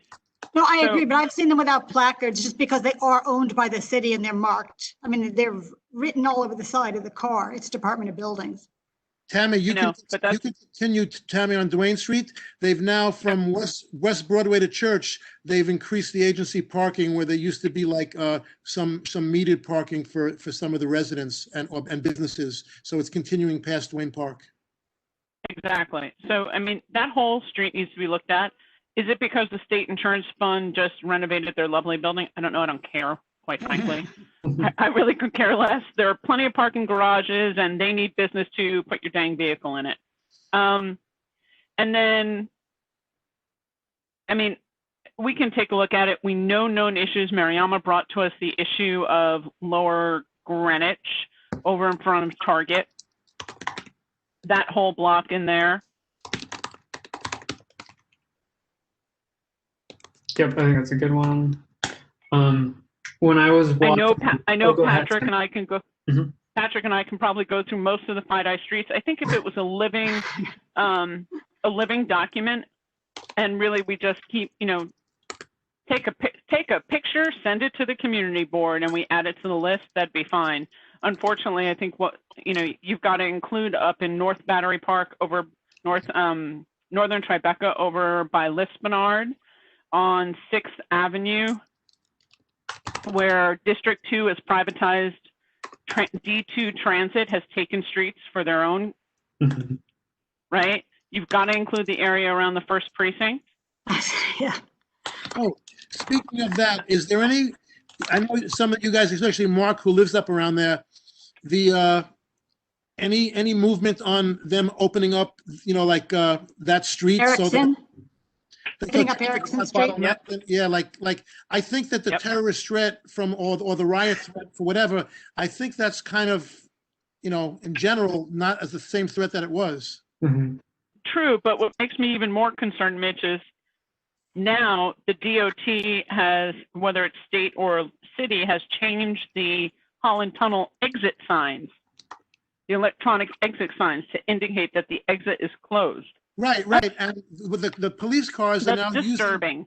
They're using that as their personal parking spaces, because it's all angled parking within that thing, and I just don't know, like, if that's something that you guys wanted to bring up. This sounds like the mayor. And sorry, Patrick, I saw you had your hand up for a sec. Did you want to jump in? Say, with regard to what Tammy was saying about going, sort of block by block, it might be a good project for a NYC land use fellow or planning fellow or someone like that. Yeah. Patrick, it's an intensive project. Remember when Michael was on, was working for the, he was the professor from PACE, was working, and he had some of his students do some projects to get credits? Yes. This might be a perfect thing. So let me give you an update for that. Michael Levine's no longer with the program. No, I know that. I was just giving an analogy. But that's okay. Aldrin, who used to work for Gail's office, is now the head of it. Wow. He knows we want a fellow. We're on the list, and they'll start doing assignments in the spring. Okay, now we do have competitive needs for this intern, so we have to take a look at it. And I'm happy to have a dialogue and figure out how we best work forward. I'm angling for 2, but let's see what we get. Aldrin B'nai is a good guy. Cool. Thanks for the update, Tammy. Yeah, thanks, Tammy. And so again, I think as Tammy and Patrick and everyone, I think we know that to create a full list is not going to happen in this meeting. Right. This is just a start. But going back to the sentiment and I guess the priorities here, do these bullets encapsulate like how we feel about placard parking, municipal curbside parking? I know in general it's something that we're trying to reduce, and we want to improve or make the processes more transparent. Is there anything? Is there any other sentiments out there that this? Michael, I want to make one correction. Yeah. You have Duane Street in Battery Park City area. It should be within the Tribeca thing. Oh, for sure. And if you could maybe just add Trimble Place in there. Yeah, I will. And I see Trimble Mary is in. hand up too. Sorry, go ahead, Tammy. I was going to say we've got tons of issues over by the Seaport area as well. So we need to add a lot of those. Yep. So we can also talk about the fact somehow, or denote the fact that, we're being told that DOT has to park their construction vehicles in a park by the Brooklyn Bridge because there's no other place to put them. Mm-hmm. Well, that should go somewhere here. Sure. It's a park issue, but it's a DOT issue in terms of we're not going to get that solved right away. Right. Unless, of course, they get rid of the helicopters, and then we can ask them to park everybody on the pier. But, I won't go there. And Mariana, I see you've got your hand up. Yeah, I'd like to add gold to the list, to the Fdny list. I'm at 90, and right next door to me, immediately next door to me is 100 is the HUD building. So it is a city building. The entire right side or eastbound side of Gold Street is full of either placards or official cars at what are meant to be public parking spaces. Mm-hmm. So if anybody has to, let's say, go to Pace or go to the hospital, maybe you're visiting somebody, you're forced to go into a parking garage. There is no street parking on Gold. Mm-hmm. Oh, that's a great one. Thanks, Mariana. Yeah, I'll just, to add some color to some of these, I was walking around the district this weekend, and one thing I noticed was on Fulton Street, which is where there's a lot of like delivery and freight action. The placard parking ends up taking up almost all of the commercial parking space, or even some truck loading space. So it forces, I don't know if that's the commercial loading zones are really designed for FedEx or UPS, but I would have to imagine that they'd be using them if they could. That's correct. The whole of Fulton Street is primarily designated to commercial parking, and late into the night, as a matter of fact, like some of it is until midnight. You still can't park there. Yeah. And despite that, there is double and triple parking while idling that delivery trucks are having to do in front of Key Food, in front of Dunkin' Donuts, a few key places on Fulton. And then there's also still construction on Fulton and scaffolding. So in some cases that puts you even further into the road or completely blocks the road where you're having to wait, several minutes before you can go up Fulton Street, or wait for, a police or ambulance to come and put on their siren, and then suddenly everybody moves. Yeah. Yeah. No, that area in specific always draws my attention. And that's one of those things that puts me back to imagine what it would be like if we had the ability, if, agency parking was truly limited, and then you could have, if it was in a commercial zone, maybe it went agency to commercial, right? If it's instead of 24-hour agency, to give other people an opportunity. If we're ever going to get some kind of change in the way the sanitation works, we need to provide a framework for them to be able to get to the curb instead of double parking in the middle of the street. Just saying. Yeah.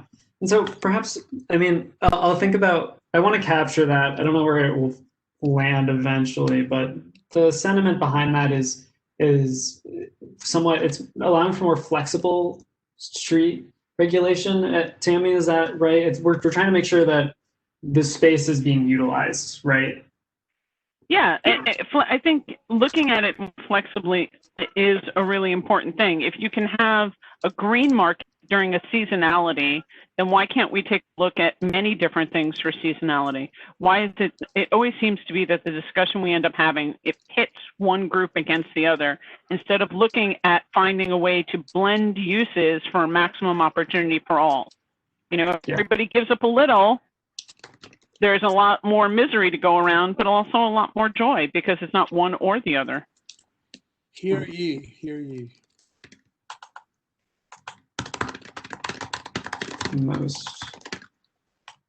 I'll save people for now. I'll wordsmith this a little bit. Okay, no, so that's really great. So let me finish going through some of these other guys that we've got in here. And I'll try to do it quickly. So freight and deliveries is another one. We just talked about it. And I think that's a big one. Where do we think this fits? Does this fit? Would freight be its own bucket, you think? Or is that something that fits into congestion? Do we think that freight could be defined by causing congestion? I'm not sure. What do people think? Freight delivery is definitely its own issue, and it's a big one. Yeah, let's get it in here. So this is what we have now. We want to, reduce double parking, curbside regulations. We want to investigate additional loading zones. Can we have additional loading zones? Loading zones. I think one thing that we've seen with the pandemic is there's been an increase in deliveries. I think we want to make sure that Actually, what we want to do is make sure the placards can't park there. Right. Which right now they can. That is the hugest problem in our district. Yeah, placard parking takes space away from deliveries. Yeah, no, it has to be changed to placards are not legal in loading zones, which right now they are. Yeah, so we need to change the DOT regulation. It makes it legal. But if they're not enforced, if the parking enforcement people refuse to give them tickets, I agree with you, Betty. I think enforcement is the biggest one step at a time, Mitch. Let's get it illegal first. Make it illegal, then we'll try to get a change in mayor. Who cares? Thank you. From trucks. Yeah, we talked about designated delivery times. I'm not sure if that's something we want to dive into here, unless anyone feels strongly about delivery times. But I think these next 2 points are pretty key, which is I would agree with you, Michael. I mean, it would be hard for us to put designated delivery times on some businesses that have completely different functions and hours. Right. Actually, I would leave it simply because I know DOT is looking at that. Okay. And they're looking at carrots and incentives to get deliveries done at night. Okay. In some areas. And Midtown's a bigger issue than we are, but we're pretty big.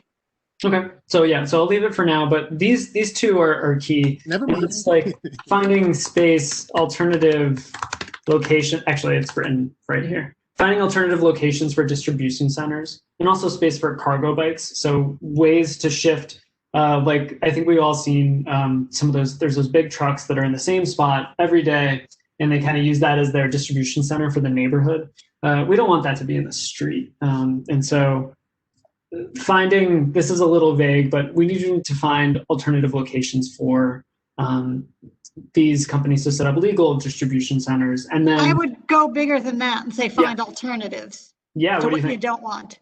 Because one of the things that I know Polly Trottenberg had been looking into was what if the freight comes in on ferry sorts of vessels and then cargo bikes pick it up from there and shunt it in. So there are lots of options we're not even thinking of. We just know what we want to get rid of. We want alternatives.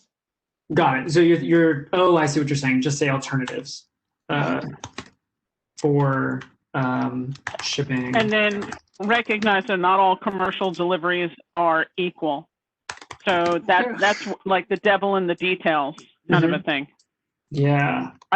I wouldn't say mandating somebody to get a commercial delivery of a couch for their apartment after 7 p.m. is where, we just have to look at the devil in the details. Right. Of freight and delivery. Yeah, I think that's a good point. Cool. Okay, great. So so we've got freight in here. Any additional thoughts on freight delivery? I think that covered most of what we had talked about in past meetings, but if you have anything else. Okay, another big one was sanitation and curbside trash. And I know this kind of overlaps a bit with some quality of life things, but I do think I wonder if I would put that in. Is there a bucket for maintaining pedestrian right of way on sidewalks? And maybe that is a good bucket for any sort of obstructions that we're seeing currently on our sidewalks, which can include trash, barricades, or sorry, not barricades. Yeah, actually barricades,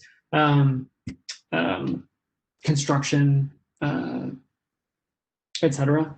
What do we think? Well, if you want pedestrian first for sidewalks, then yes, anything you're moving off or trying to eliminate would meet that goal. So it would fit together. So I'm thinking something along the lines of perhaps like pedestrian priority on sidewalks.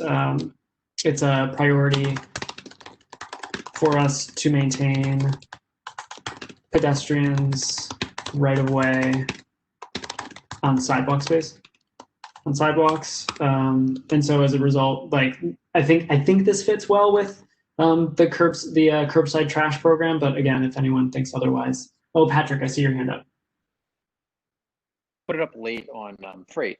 That rhymes. But oh, sure. I also want to talk about. You guys to unmute yourself now. I'm not doing the best job at keeping track of this, so if I miss you. But I also want to make a point on the sidewalks issue. Give me a second. But on freight, I just apologize. I can't see the screen if it's in there. Within the last couple of years, DOT, the policy folks were looking at piloting an overnight freight program. They were looking at freight in all kinds of different ways. So I wonder whether it's worthwhile to put a reference in there to whatever their pilot program may have been, and to get a better understanding of what the results of the pilot program were. See if it actually worked. Maybe it was curbed by the pandemic. I don't really know, but just some historical reference in there would be helpful in getting a better understanding of what may have come of that. Lucian, can I just add to that? Lucian, could you please put that down as a topic we want to ask the DOT to put on one of our meetings, is what they're thinking and doing relevant to freight deliveries, the DOT? Sure. Thank you. Yeah, no, I think that's a great point. So yeah, I'll add a reference in here, and if we can dig that up, I'd like to include that.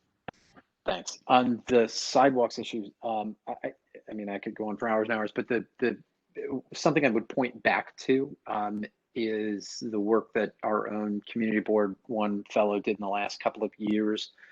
We did a study, and it's somewhere on our website, of sidewalk impediments that were literally went around with the interns and counted phone booths that are used or unused, trash, park benches, street lamps, every free newspapers. Yeah, just it was kind of amazing the amount of crap that clutters our sidewalk, including stuff that many people don't even use anymore in 2021. But referencing back to that would give us, I think, a good sort of jumping off point. And there were some specific recommendations that we as a community board adopted through resolution as well. Yeah, no, I think that's great. I'll dig that up and I'll mine that for anything that it references. Those are two great resources that we should definitely be looking at. Thanks, Patrick.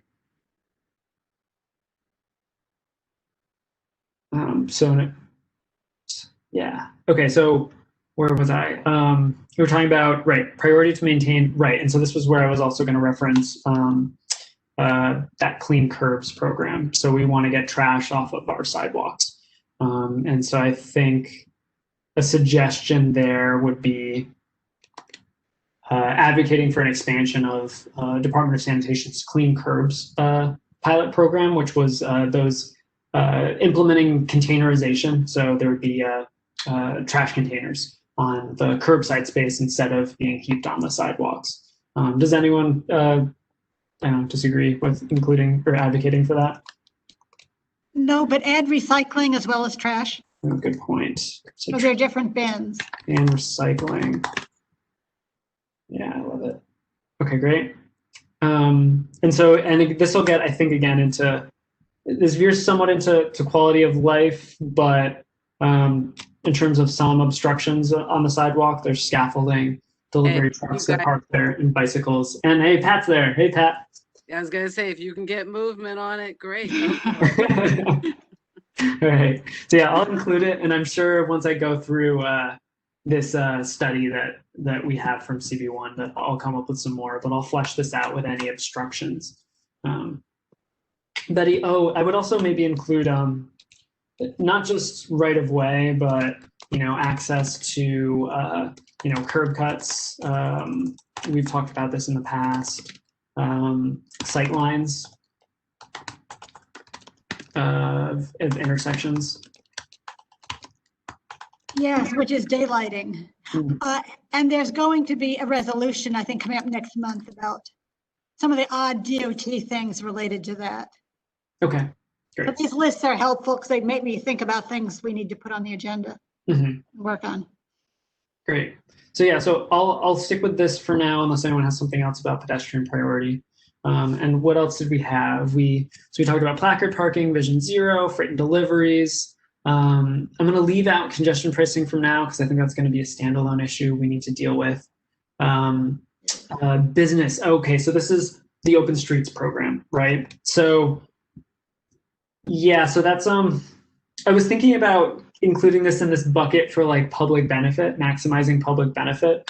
But I could also be convinced, I think we're kind of changing around my draft categorization, so this will change. But what I was thinking was, one of our priorities is a thriving local economy.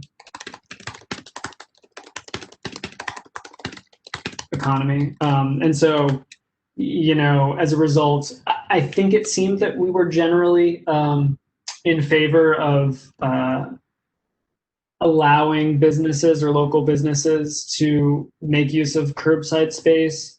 But I think balancing that with our other priority is really important, which is, making sure that we're protecting pedestrians right of way on the sidewalks as well. Are there any thoughts? Does anyone want to chime in on what we should be saying about, the businesses like restaurants and private dining on streets?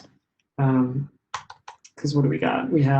We talked about open streets pose benefits to pedestrians. We want to make sure that there's better signage and improved communication for open streets. Improved signage. I was also going to perhaps add in here, I'm glad we want space, or what I guess, I think this is an opportunity in this category perhaps for us to talk about what we want or what maximizes public benefit in our street space. So private dining is one, but I think public seating is perhaps another. I don't know, additional greenery, things like this. And I think it's an opportunity for us to say, hey, we're glad that the city's using curbsides, or, we're happy to see our city trying to support our local businesses, but these are some other things that we'd also like to see, our public space used for. What do people think about that? And if anyone has thoughts or disagreements. I agree, but at 9:30, I'm tired. Oh, yes. Okay. It is 9:30. So I think what I will do here is, was there anything? There's a few other items here that I'll continue to categorize. I guess maybe I'll pause and just see if there's general agreement with what we've categorized so far, and then we can kind of carry this conversation on in an additional committee meeting.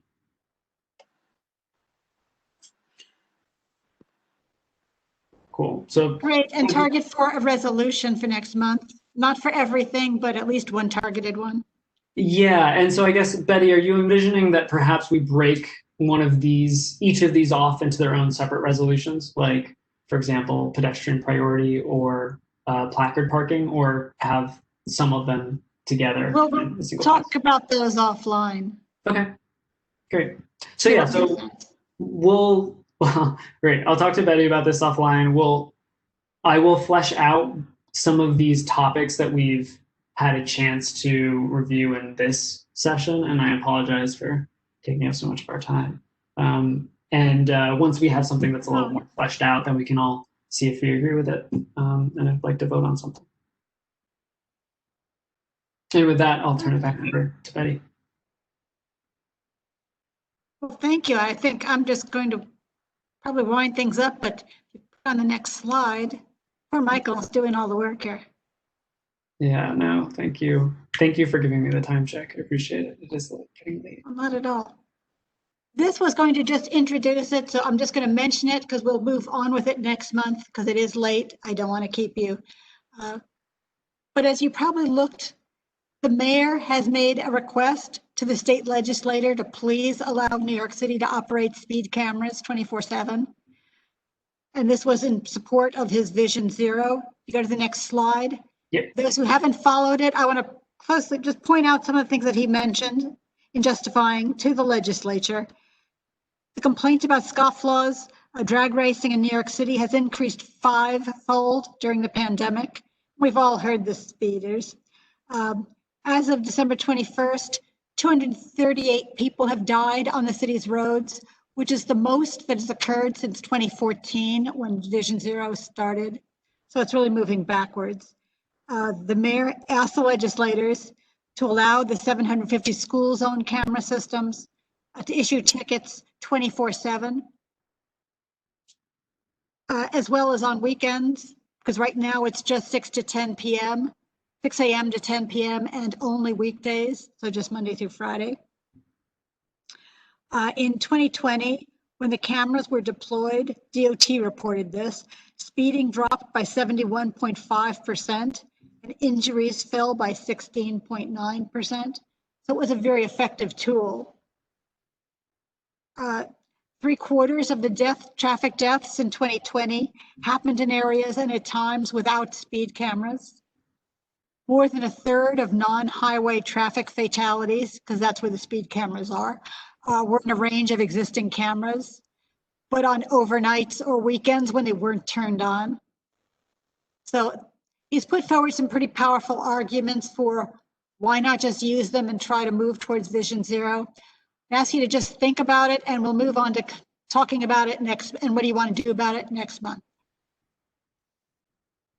I know you're tired. I know I am. Any final comments anyone wants to make, or do we adjourn? Let's adjourn. Thanks, everybody.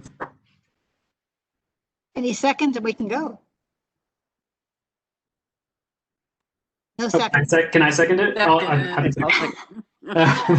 my gosh, happy birthday, Mimi. Thanks for hanging out with Thanks for hanging out with us. Birthday. Mimi. Oh, Mimi. Happy birthday, Mimi. Birthday. This is I'm a great way to so spend your cold. birthday night.